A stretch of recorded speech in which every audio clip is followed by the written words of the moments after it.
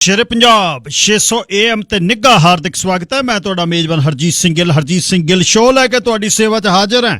9:14 ਹੋਏ ਨੇ ਤੇ 21 ਅਪ੍ਰੈਲ ਦਾ ਦਿਨ ਹੈ, ਵਰ੍ਹਾ 2021 ਦਾ ਬੁੱਧਵਾਰ ਹੈ। 9 ਵਿਸਾਖ ਨਾਨਕ ਸ਼ੇ ਸੰਮਤ 553 ਨਿੱਘਾ ਹਾਰਦਿਕ ਸਵਾਗਤ ਹੈ ਜੀ। ਅੱਜ ਦੇ ਪ੍ਰੋਗਰਾਮ ਦੇ ਵਿੱਚ ਪਹਿਲੇ ਹਿੱਸੇ ਦੇਸ਼ ਪੰਜਾਬ ਦੇ ਝਰੋਖੇ 'ਚੋਂ ਨਵਕੀਰ ਸਿੰਘ ਪੱਤੀ ਦੇ ਨਾਲ ਫਿਰ ਕੁਝ ਖਬਰਾਂ ਵੀ ਕਾਹਦੀਆਂ। ਸਾਬਕਾ ਮੁੱਖ ਮੰਤਰੀ ਕ੍ਰਿਸਟੀ ਕਲਾਰਕ ਜੀ ਕਿਊਲਨ ਜਿਹੜੀ ਇਨਕੁਆਇਰੀ ਚੱਲ ਰਹੀ ਹੈ, ਜੱਜ ਕਿਊਲਨ ਹੋਣੀ ਦੇਖ ਰਹੇ ਨੇ ਜਿਹੜੇ ਭਰ ਕੇ ਨੋਟਾਂ ਦੇ ਬੰਡਲ, ਬੈਗ, ਮਗਰੀਆਂ, ਪੰਡਾਂ ਜੂਏ ਖਾਨੇ ਵਿੱਚ ਆਏ $20 ਦੇ, ਉਹਨਾਂ ਬਾਰੇ ਕਿੰਨਾ ਕੁ ਪਤਾ। ਕ੍ਰਿਸਟੀ ਤੋਂ ਬਾਅਦ ਕੈਸ਼ੀਟ ਦੀ ਵੀ ਵਾਰੀ ਹੈ, ਰਿਚ ਕੋਲਮੈਨ ਦੀ ਵਾਰੀ ਹੈ। ਰਿਚ ਕੋਲਮੈਨ ਵੱਲ ਨੂੰ ਉਂਗਲੀਆਂ ਬਹੁਤ ਹੋ ਰਹੀਆਂ ਕਿ ਰਿਚ ਕੋਲਮੈਨ ਨੂੰ ਅਥਾਰਟੀਜ਼ ਨੇ ਦੱਸਿਆ, ਥੱਲੇ ਅਫੀਸਰ ਨੇ ਦੱਸਿਆ, ਰਿਚ ਕੋਲਮੈਨ ਨੇ ਬਾਤ ਨਹੀਂ ਉਈਓ ਗੋਲੀ। ਇਸ ਦੇ ਬਾਰੇ ਗੱਲਬਾਤ ਹੋਏਗੀ ਤੇ ਫਿਰ 10:20 ਤੇ ਮੈਂ ਗੱਲਬਾਤ ਅੱਜ ਕਰਨੀ ਹੈ ਇੰਸ਼ੋਰੈਂਸ ਦੀ। ICBC ਦੇ ਜਿਹੜੇ ਤੁਸੀਂ ਟਰੱਕਰ ਹੋ, ਕਮਰਸ਼ੀਅਲ ਵਹੀਕਲ ਚਲਾਉਂਦੇ ਹੋ, ਨਾਨ ਫਲੀਟ ਤੇ ਫਲੀਟ ਇੰਸ਼ੋਰੈਂਸ ਜਿਹੜੀ ਉਹਨੇ ਫ਼ਰਕ ਕੀ ਪਾਇਆ। ਹੁਣ ਪਤਾ ਇਹ ਲੱਗਿਆ ਕਿ ਫਲੀਟ ਦੇ ਵਿੱਚ ਵੀ ਜੇ ਤੁਸੀਂ ਟਰੱਕ ਚਲਾਉਂਦੇ ਹੋ, ਐਕਸੀਡੈਂਟ ਹੋ ਗਿਆ ਤਾਂ ਘਰ ਵਾਲੀਆਂ ਜਿਹੜੀਆਂ ਗੱਡੀਆਂ ਦਾ ਇੰਸ਼ੋਰੈਂਸ ਉਹ ਨਾਲ ਵਧਣਾ ਸ਼ੁਰੂ ਹੋ ਗਿਆ। ਇਸ ਦੇ ਬਾਰੇ ਗੱਲਬਾਤ ਹੋਏਗੀ। ਨਾਨ ਫਲੀਟ ਜਿਹੜੇ ਕਮਰਸ਼ੀਅਲ ਵਹੀਕਲ ਨੇ ਉਹਨਾਂ ਨੂੰ ਜਾਂ ਫਲੀਟ ਦੇ ਵਿੱਚ ਤੁਸੀਂ ਉਸ ਨੂੰ ਕਿਵੇਂ ਰੱਖ ਸਕਦੇ ਹੋ। 604-204-0600 ਆਪਣਾ ਹੀ ਇਸ ਦੇ ਬਾਰੇ ਰਾਏ ਬਣਾ ਕੇ ਰੱਖਿਓ, ਸ਼ਾਮਲ ਹੋਣਾ। 6042040600 604-204-0600 ਆਉਣੇ ਨੰਬਰ ਹੈ ਤੇ 604-729-1224 WhatsApp ਤੇ ਟੈਕਸਟ ਲਈ ਮੇਰਾ ਨੰਬਰ ਹੈ। ਜਦ ਵੀ ਤੁਸੀਂ ਕਿਤੇ ਵੀ ਕੋਈ ਖਬਰ ਇਹੋ ਜਿਹੀ ਹੋਵੇ ਜਿਹੜੀ ਸਾਡੇ ਨਾਲ ਸਾਂਝੀ ਕਰਨੀ ਹੋਵੇ, WhatsApp ਤੇ text 6047291224 604-729-1224 600 AM Shere Punjab radio Facebook the page ਤੇ ਨਾਲ ਹੀ YouTube ਤੇ ਜਿਹੜਾ ਐਪ ਹੈ ਆਈਫੋਨ ਤੇ ਐਪਲ ਦੀਆਂ ਡਿਵਾਈਸਿਸ ਤੇ ਚੱਲ ਰਿਹਾ। ਐਂਡਰੋਇਡ ਤੇ ਥੋੜੀ ਜਿਹੀ ਹਲੇ ਮੁਸ਼ਕਿਲ ਆ ਰਹੀ ਹੈ, ਚੱਲ ਪਏਗਾ ਇੱਕ ਅੱਧੇ ਦਿਨ 'ਚ। ਸ਼ੇਰੇ ਪੰਜਾਬ radio.ca ਸਿੱਧਾ ਪ੍ਰਸਾਰਣ ਚੱਲ ਰਿਹਾ। ਲੱਗ ਰਹੇ ਕੱਚੀਏ ਲਾਲ ਕਰੂੰਬਲ ਗੰਦਲੇ ਸੌਫ ਦੀਆ, ਤੇਰਾ ਸੋਹਜ ਕਰਿੰਦਾ ਖਲਕਤ ਤੇ ਸਰਦਾਰੀ, ਤੇਰੀ ਚੁੰਨੀ ਤੇ ਉਹ ਲਾਲ ਲਕੀਰਾਂ ਵੱਜੀਆਂ ਨੇ ਬਜੀਕਣ ਮੂੰਗਫਲੀ ਦੇ ਫੁੱਲਾਂ ਉੱਤੇ ਧਾਰੀ, ਤੇਰੀ ਸੇਲੀ ਤਾਂ ਜੋ ਡਾਰ ਹੋਵੇ ਕੋਈ ਚਿੜੀਆਂ ਦੀ ਜਿਹੜੀ ਪੱਛੋਂ ਦੇ ਵੱਲ ਉੱਡ ਜਾਏ ਮਾਰ ਉਡਾਰੀ, ਤੈਨੂੰ ਹਵਾ ਦੇ ਬੁੱਲੇ ਨਾਗ ਬਲੇਮਾ ਪਾ ਲੈਂਦੇ, ਚੰਨ ਦਾ ਕੱਕਾ ਚਾਨਣ ਹਿੱਕ ਤੇ ਕਰੇ ਸਵਾਰੀ, ਤੋਪੇ ਧਾਗੇ ਫੁੱਲ ਸਰਾਣੇ ਚੁੱਲ੍ਹੇ ਚਰਖਿਆਂ ਤੇ ਤੇਰੇ ਹੰਸਣੀਆਂ ਜੇ ਹੱਥਾਂ ਦੀ ਮੁਖਤਿਆਰੀ, ਤੇਰੇ ਸਾਹਾਂ ਦੇ ਵਿੱਚ ਰੋਹੀ ਗਿੱਧਾ ਪਾਉਂਦੀ ਏ, ਨਹੀਂ ਕੋਈ ਨਾਗ ਲਾ ਗਿਆ ਅੜੀਏ ਕੁੰਜ ਕੁਆਰੀ, ਤੇਰੀ ਧੂਣੀ ਜੇੜ ਫਕੀਰੀ ਮੌਤੋਂ ਪਿਆਰੀ, ਇਹਨੇ ਪਾ ਕੇ ਦਰਸ਼ਨ ਹੋ ਗਈ ਧੁੱਪ ਵੀ ਤਿੜਕਣ ਹਾਰੀ, ਧਣੀਆਂ ਸੁੰਡ ਲੜਾ ਕੇ ਰੁੱਤਾਂ ਖਾਣ ਪੰਜੀਰੀਆਂ, ਮੌਸਮ ਕੰਨ ਪੜਾਉਣ ਦੀ ਕਰਦੇ ਫਿਰਨ ਤਿਆਰੀ, ਰੇਤਾ ਟਿੱਬਿਆਂ ਦਾ ਤੂੰ ਮਰੂਏ ਦੇ ਵਿੱਚ ਗੁੰਨਦੀਆਂ, ਜਦ ਵੀ ਜੰਗਲੇ ਓਲੇ ਬੈਠੇ ਕੱਲੀ ਕਾਰੀ, ਜਿਹਦੀ ਯਾਦ ਦਾ ਪਾਣੀ ਵੰਨ ਤੋੜ ਕੇ ਚੜ੍ਹ ਗਿਆ, ਨਹੀਂ ਮੁੰਡਾ ਕੱਚੀਆਂ ਸੇਬਾਂ ਵਰਗਾ ਸ਼ੈਲ ਖਿਡਾਰੀ, ਪਹਿਲਾਂ ਪਤਨਾ ਉੱਤੇ ਸ਼ਮਕਾਂ ਦੇ ਨਾਲ ਕੁੱਟਿਆ ਤੂੰ, ਮਗਰੋਂ ਸਾਧ ਬਣੇ ਨੂੰ ਡਾਉਂਦੀ ਪਲੰਗ ਨਵਾਰੀ, ਕਚਰੀਆਂ ਵੰਗਾਂ ਲਾ ਕੇ ਅੜੀਏ ਨਰਮ ਕਲਾਈਆਂ ਚੋਂ, ਨੀ ਤੂੰ ਚੁੱਕ ਲੈਂਦੀ ਐ ਕੀਕਣ ਕੁੜੇ ਕਟਾਰੀ, ਨੀ ਤੂੰ ਚੁੱਕ ਲੈਨੀ ਐ ਕੀਕਣ ਕੁੜੇ ਕਟਾਰੀ, ਲੱਗ ਰੇ ਕੱਚੀਏ ਲਾਲ ਕਰੂੰਬਲ ਗੰਦਲੇ ਸੌਫ ਦੀਏ, ਤੇਰਾ ਸੋਹਜ ਕਰੇਂਦਾ ਖਲਕਤ ਤੇ ਸਰਦਾਰੀ, ਕੱਕਾ ਚਾਨਣ ਹਰਮਨਜੀਤ ਲਿਖਦਾ ਹੈ। ਕਈ ਵਾਰ ਇੰਨਾ ਮਾੜਾ ਹੁੰਦਾ ਹੈ ਪਿੰਡਾਂ ਦੇ ਵਿੱਚ ਆਪਣੇ ਫਰੀ ਦਾ ਜਿਹੜਾ ਅੱਖਾਂ ਦਾ ਆਪਰੇਸ਼ਨ ਜਾਂ ਕਰਾਉਂਦੇ ਨਾ, ਹਰੀਆਂ ਜੀਆਂ ਫਿਰ ਲੀਰਾਂ ਜਿਹੜੀਆਂ ਟੰਗ ਦਿੰਦੇ ਅੱਖਾਂ ਤੇ, ਦਰਵਾਜ਼ੇ ਬੈਠੇ ਬੰਦਿਆਂ ਨੂੰ ਕਹਿੰਦੇ ਤਾਇਆ ਤੂੰ ਵੀ ਆਪਰੇਸ਼ਨ ਕਰਾ ਲੈਂਦਾ। ਕਹਿੰਦਾ ਕਾਹਦੇ ਲਈ? ਕਹਿੰਦਾ ਆਹ ਬੱਸ ਜਾਂਦੀ ਹੈ ਲੁਧਿਆਣੇ ਨੂੰ, ਆਪਰੇਸ਼ਨ ਕਰਦੇ ਨੇ ਅੱਖਾਂ ਦਾ। ਕਹਿੰਦਾ ਕਰਾ ਲੈਂਦੇ ਆ, ਊਂ ਤਾਂ ਮੈਨੂੰ ਝੌਲਾ ਦਿਖਦਾ, ਪੈਸੇ ਕਿੰਨੇ ਲੱਗਦੇ ਨੇ? ਕਹਿੰਦਾ ਜਮਾਂ ਹੀ ਫਰੀ ਆ। ਕਹਿੰਦਾ ਫਰੀ ਆ, ਚੱਲ ਫਿਰ ਕਰਾ ਹੀ ਆਉਣੇ ਆ। ਬੱਸ 'ਚ ਬਹਿ ਗਿਆ, ਦੋਨਾਂ ਅੱਖਾਂ ਦੇ ਵਿੱਚ ਸਫਾਈ ਕਰਤੀ, ਮੂਹਰੇ ਹਰੀਆਂ ਝਾਲਰਾਂ ਲਮਕਾਤੀਆਂ। 4 ਦਿਨ ਬਾਅਦ ਦਰਵਾਜ਼ੇ ਬੈਠਾ, ਕਹਿੰਦਾ ਤਾਇਆ ਕਿਵੇਂ? ਕਹਿੰਦਾ ਸੂਤ ਨਹੀਂ ਹੈ, ਪੰਗਾ ਪੈ ਗਿਆ। ਕਹਿੰਦਾ ਕਾਹਦਾ ਪੰਗਾ ਪੈ ਗਿਆ? ਕਹਿੰਦਾ ਆਹ ਪੱਤੀਆਂ ਜੀਆਂ ਲਮਕਾਤੀਆਂ ਮੇਰੇ, ਜਿਵੇਂ ਘੋੜੇ ਵਾਲੀ ਬੱਸ ਦੇ ਮੂਹਰੇ ਵਾਈਪਰ ਜਿਹੜੇ ਚੱਲਦੇ ਹੁੰਦੇ ਨੇ ਪਾਣੀ ਹਟਾਉਣ ਵਾਲੇ, ਰਾਤ ਕਹਿੰਦਾ ਭਤੀਜਿਆਂ ਨੇ ਪੰਗਾ ਪਾਤਾ। ਕਹਿੰਦਾ ਕੀ ਹੋਇਆ? ਕਹਿੰਦਾ ਮੈਨੂੰ ਕਹਿੰਦੇ ਲੈ ਕੱਢ ਤਾਇਆ 100 ਰੁਪਈਆ ਦੁੱਖ ਹਰਾ ਕਰੀਏ। ਕਹਿੰਦਾ ਮੇਰੇ ਤੋਂ 100 ਲੈ ਗਏ, ਬੋਤਲਾਂ 2 ਲੈ ਆਏ, ਮੈਨੂੰ ਮੂਹਰੇ ਬਿਠਾ ਲਿਆ, ਆਪ ਪੇਕ ਪੀ ਗਏ। ਕਹਿੰਦਾ ਮੈਨੂੰ ਸੌਰੀ ਦੇ ਸਿਰਕਾ ਹੀ ਪਲਾਈ ਗਿਆ ਸਾਰੀ ਰਾਤ। ਗਾਂ ਤੋਂ ਕਹਿੰਦਾ ਫਰੀ ਵਾਲਾ ਕੰਮ ਨਹੀਂ ਕਰਨਾ। ਚੰਗੀ ਭਲੀ ਨਿਗਾਹ ਬਣੀ ਸੀ, ਪੰਗਾ ਲੈ ਲਿਆ ਮੈਂ ਤਾਂ ਯਾਰ। ਲਾਲਚ ਨਾ ਕਰਿਆ ਕਰੋ। ਕਈ ਤਾਂ ਤਿਆਰ ਹੋ ਕੇ ਨਾ ਸਵੇਰੇ ਉਹ ਨਿਕਲਦੇ ਨੇ ਬਈ ਅੱਜ ਮਾਂਜਣਾ ਕਿਹਨੂੰ ਹੈ, ਕਿਹਦੇ ਤੇ ਅੱਜ ਕਾਠੀ ਪਾਉਣੀ ਆ, ਕਿੱਥੋਂ ਕੱਢਣੀ ਆ ਕਹਾਣੀ, ਕਿੱਥੋਂ ਸ਼ਾਹਾ ਠਾਲਣਾ ਹੈ, ਕਿਹੜੇ ਸ਼ਿਕਾਰੀ ਤੋਂ ਮਰਵਾਉਣਾ, ਤੇ ਫਿਰ ਮੀਟ ਆਪਾਂ ਕਿਵੇਂ ਖਾਣਾ। ਪਰ ਉੱਪਰ ਵਾਲੇ ਦੇ ਘਰ ਕਹਾਣੀਆਂ ਜਿਹੜੀਆਂ ਉਹਦਾ ਵੀ ਲੇਖਾ ਜੋਖਾ ਨਾਲ ਹੀ ਹੁੰਦਾ ਹੈ। ਬੰਦਿਆਂ ਨੂੰ ਵਰਤਣਾ ਛੱਡੋ, ਬੰਦਿਆਂ ਨਾਲ ਵਰਤਣਾ ਸਿੱਖੋ। ਸਰ ਨਮਕਿਨ ਸਿੰਘ ਪੱਤੀ ਜੀ, ਸਵਾਗਤ, ਸਤਿ ਸ੍ਰੀ ਅਕਾਲ। ਸ਼ੁਕਰੀਆ ਗਿੱਲ ਸਾਹਿਬ। ਸਭ ਤੋਂ ਪਹਿਲਾਂ ਤੁਹਾਨੂੰ ਤੇ ਸ਼ੇਰੇ ਪੰਜਾਬ ਰੇਡੀਓ ਦੇ ਸਾਰੇ ਸਰੋਤਿਆਂ ਨੂੰ ਪਿਆਰ ਭਰੀ ਸਤਿ ਸ੍ਰੀ ਅਕਾਲ ਜੀ। ਗਿੱਲ ਸਾਹਿਬ, ਮਾਲ ਵਿੱਚ ਜਿਵੇਂ ਗੱਲਬਾਤ ਕਰਕੇ ਫਿਰ ਦੂਜੀ ਵਾਰ ਆਪਾਂ ਕਹਿੰਦੇ ਹੁੰਦੇ ਹੋਰ ਦੇ ਖਬਰਾਂ ਕਿਵੇਂ ਨੇ। ਸੋ ਖਬਰ ਕਰੋਨਾ ਦੀ ਪਹਿਲਾਂ ਦਿਓ ਵੀ ਕੀ ਕਹਿੰਦੇ ਨੇ ਕਰੋਨਾ ਦੇ ਅੰਕੜੇ, ਤੇ ਕਰੋਨਾ ਕਿੰਨਾ ਕੁ ਝੱਸ ਰਿਹਾ ਜੀ। ਗਿੱਲ ਸਾਹਿਬ ਦੇਖੋ, ਕਰੋਨਾ ਦੀ ਮਹਾਮਾਰੀ ਹੈ ਜਿਹੜੀ ਭਾਰਤ ਦੇ ਵਿੱਚ ਅੰਕੜਿਆਂ ਦੇ ਹਿਸਾਬ ਦੇ ਨਾਲ ਬਹੁਤ ਅੱਗੇ ਲੰਘ ਚੁੱਕੀ ਆ। 3 ਲੱਖ ਦੇ ਲਗਭਗ ਨਵੇਂ ਕੇਸ ਨੇ ਜਿਹੜੇ ਪਿਛਲੇ 24 ਘੰਟਿਆਂ ਦੌਰਾਨ ਸਾਹਮਣੇ ਆਏ।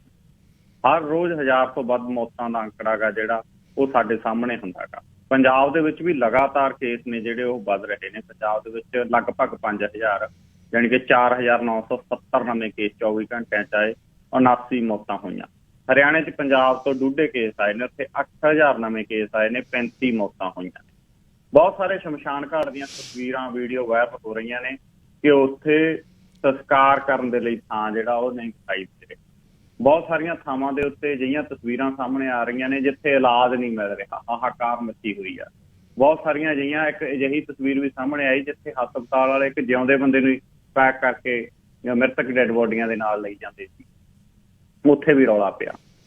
ਅਜਿਹੇ ਦੇ ਵਿੱਚ ਗਿੱਲ ਸਾਹਿਬ ਦੇਖੋ, ਗੱਲਾਂ ਬਹੁਤ ਨੇ, ਅੰਕੜਿਆਂ ਦੇ ਖੇਡ ਨੇ। ਆਪਾਂ ਵੀ ਅੰਕੜੇ ਦੇਖ ਕੇ ਬਹੁਤ ਲੰਬਾ ਸਮਾਂ ਗੱਲਾਂ ਕਰ ਸਕਦੇ ਹਾਂ, ਲੇਕਿਨ ਜਿਹੜੇ ਪ੍ਰੈਕਟੀਕਲ ਗੱਲ ਮੈਨੂੰ ਨਜ਼ਰ ਆ ਰਹੀ ਆ ਕਿ ਥੋੜੀ ਜਿਹੀ ਸਮੱਸਿਆ ਆਈ, ਪੂਰੇ ਦੇਸ਼ 'ਚ ਹਾਹਾਕਾਰ ਮੱਚ ਗਈ। ਸਾਡੇ ਜਿਹੜੀ ਦਿੱਲੀ ਹਾਈ ਕੋਰਟ ਹੈ, ਦਿੱਲੀ ਹਾਈ ਕੋਰਟ ਦੀ ਮੈਂ ਤੁਹਾਨੂੰ ਇੱਕ ਸਟੇਟਮੈਂਟ ਸੁਣਾਉਣਾ ਗਿੱਲ ਸਾਹਿਬ, ਬੜੀ ਕਮਾਲ ਦੀ ਹੈ। ਕਿਉਂਕਿ ਚੌਂ ਪਾਸੇ ਰੌਲਾ ਪੈ ਗਿਆ ਕਿ ਆਕਸੀਜਨ ਦੀ ਕਮੀ ਪੈ ਗਈ, ਆਕਸੀਜਨ ਮਿਲ ਨਹੀਂ ਰਹੀ। ਉਧਰੋਂ ਹਰਿਆਣੇ ਵਾਲੇ ਕਹਿੰਦੇ ਸਾਨੂੰ ਆਕਸੀਜਨ ਨਹੀਂ ਮਿਲ ਰਹੀ, ਦਿੱਲੀ ਵਾਲੇ ਕਹਿੰਦੇ ਸਾਨੂੰ ਨਹੀਂ ਮਿਲ ਰਹੀ। ਪੰਜਾਬ ਦੇ ਕੈਪਟਨ ਅਮਰਿੰਦਰ ਸਿੰਘ ਹੁਣੀ ਚਿੱਠੀ ਲਿਖ ਰਹੇ ਨੇ ਕੇਂਦਰ ਨੂੰ ਕਿ ਸਾਨੂੰ ਆਕਸੀਜਨ ਤਾਂ ਪੂਰੀ ਕਰ ਦਿਓ।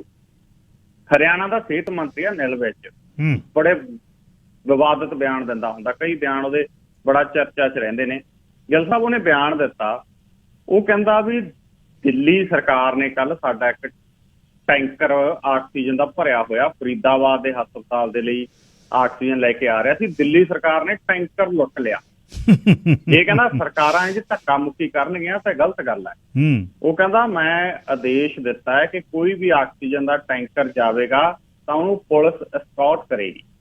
ਕਿੱਡੀ ਵੱਡੀ ਗੱਲ ਹੈ ਕਿ ਹਰਿਆਣਾ ਦੇ ਵਿੱਚੋਂ ਹੁਣ ਜਦੋਂ ਟੈਂਕਰ ਆਇਆ ਕਰਨਗੇ ਆਕਸੀਜਨ ਦੇ ਭਰੇ ਹੋਏ ਤਾਂ ਪੁਲਿਸ ਦੀ ਇੱਕ ਜਿਪਸੀ ਮੂਹਰੇ ਹੋਇਆ ਕਰੂ, ਪਿੱਛੇ ਹੋਇਆ ਕਰੂ।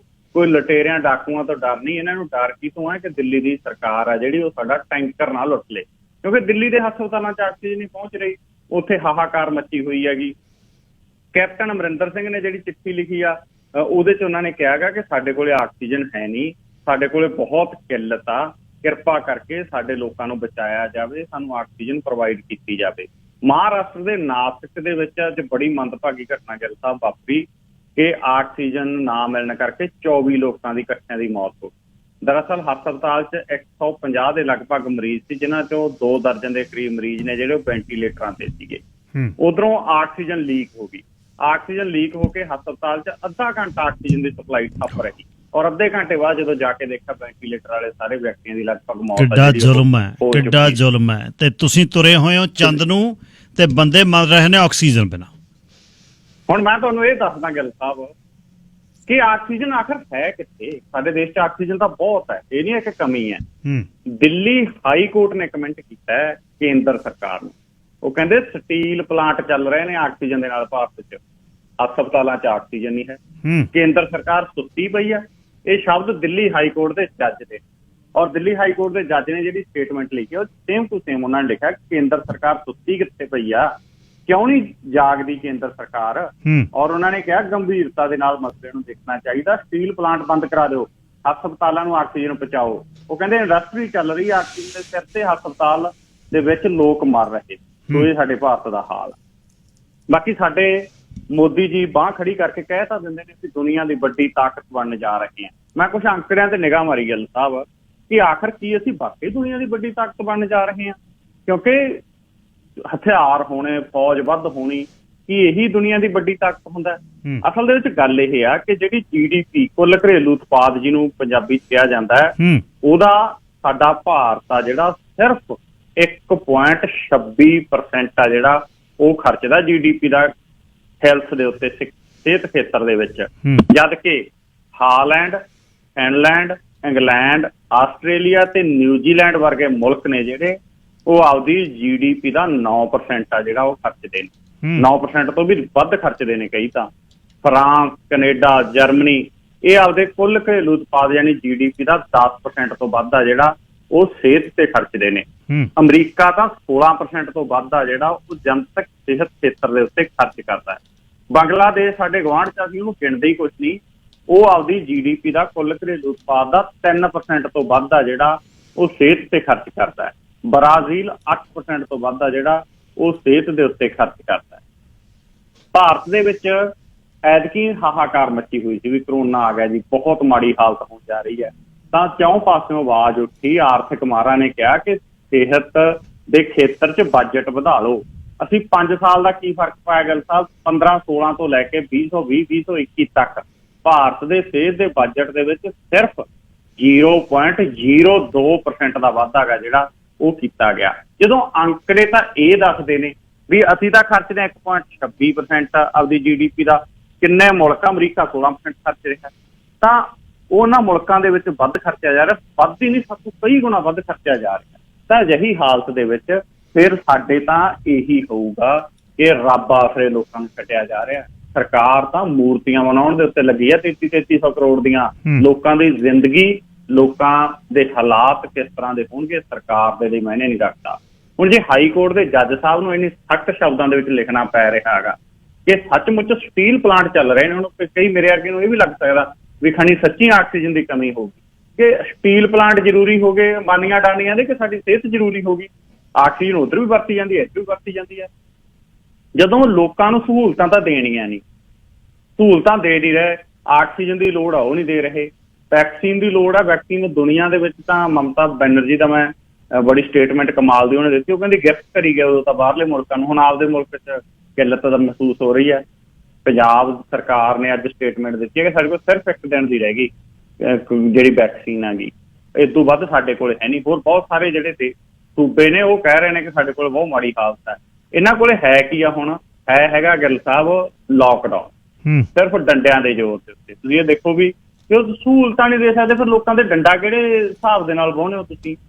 ਇੱਕ ਬੰਨੇ ਤਾਂ ਲੱਖਾਂ ਦੇ ਕੱਟ ਕਰ ਰਹੇ ਨੇ ਪ੍ਰਧਾਨ ਮੰਤਰੀ ਜੀ, ਦੂਜੇ ਪਾਸੇ ਕੀ ਹੋ ਰਿਹਾ? ਅੱਜ ਬਠਿੰਡੇ ਨੇ ਇੱਕ ਵਿਆਹ ਹੋ ਰਿਹਾ ਗਿੱਲ ਸਾਹਿਬ, ਬਰਾਤ ਆਈ, ਕਿਸੇ ਦਾ ਮਸੀਂ ਵਿਆਹ ਹੋਇਆ ਹੋਊਗਾ, ਔਰ ਬਰਾਤ ਆਈ, ਸਜਿਆ ਹੋਇਆ ਲਾੜਾ, ਸਿਹਰੇ ਬੰਨੇ ਵੇ, ਬਰਾਤੀ ਬੜੀ ਤਿਆਰੀ ਦੇ ਨਾਲ ਆਏ, ਉਧਰੋਂ ਲੜਕੀ ਦਾ ਪਰਿਵਾਰ ਬੜੀ ਤਿਆਰੀ ਦੇ ਨਾਲ ਪੈਲਸ ਦੇ ਵਿੱਚ ਆਇਆ, ਤੇ ਜਿਉਂ ਹੀ ਉਹ ਪੈਲਸ ਦੇ ਵਿੱਚ ਆਏ ਉਧਰੋਂ ਪੁਲਿਸ ਦੀ ਰੇਡ ਪੈ ਗਈ।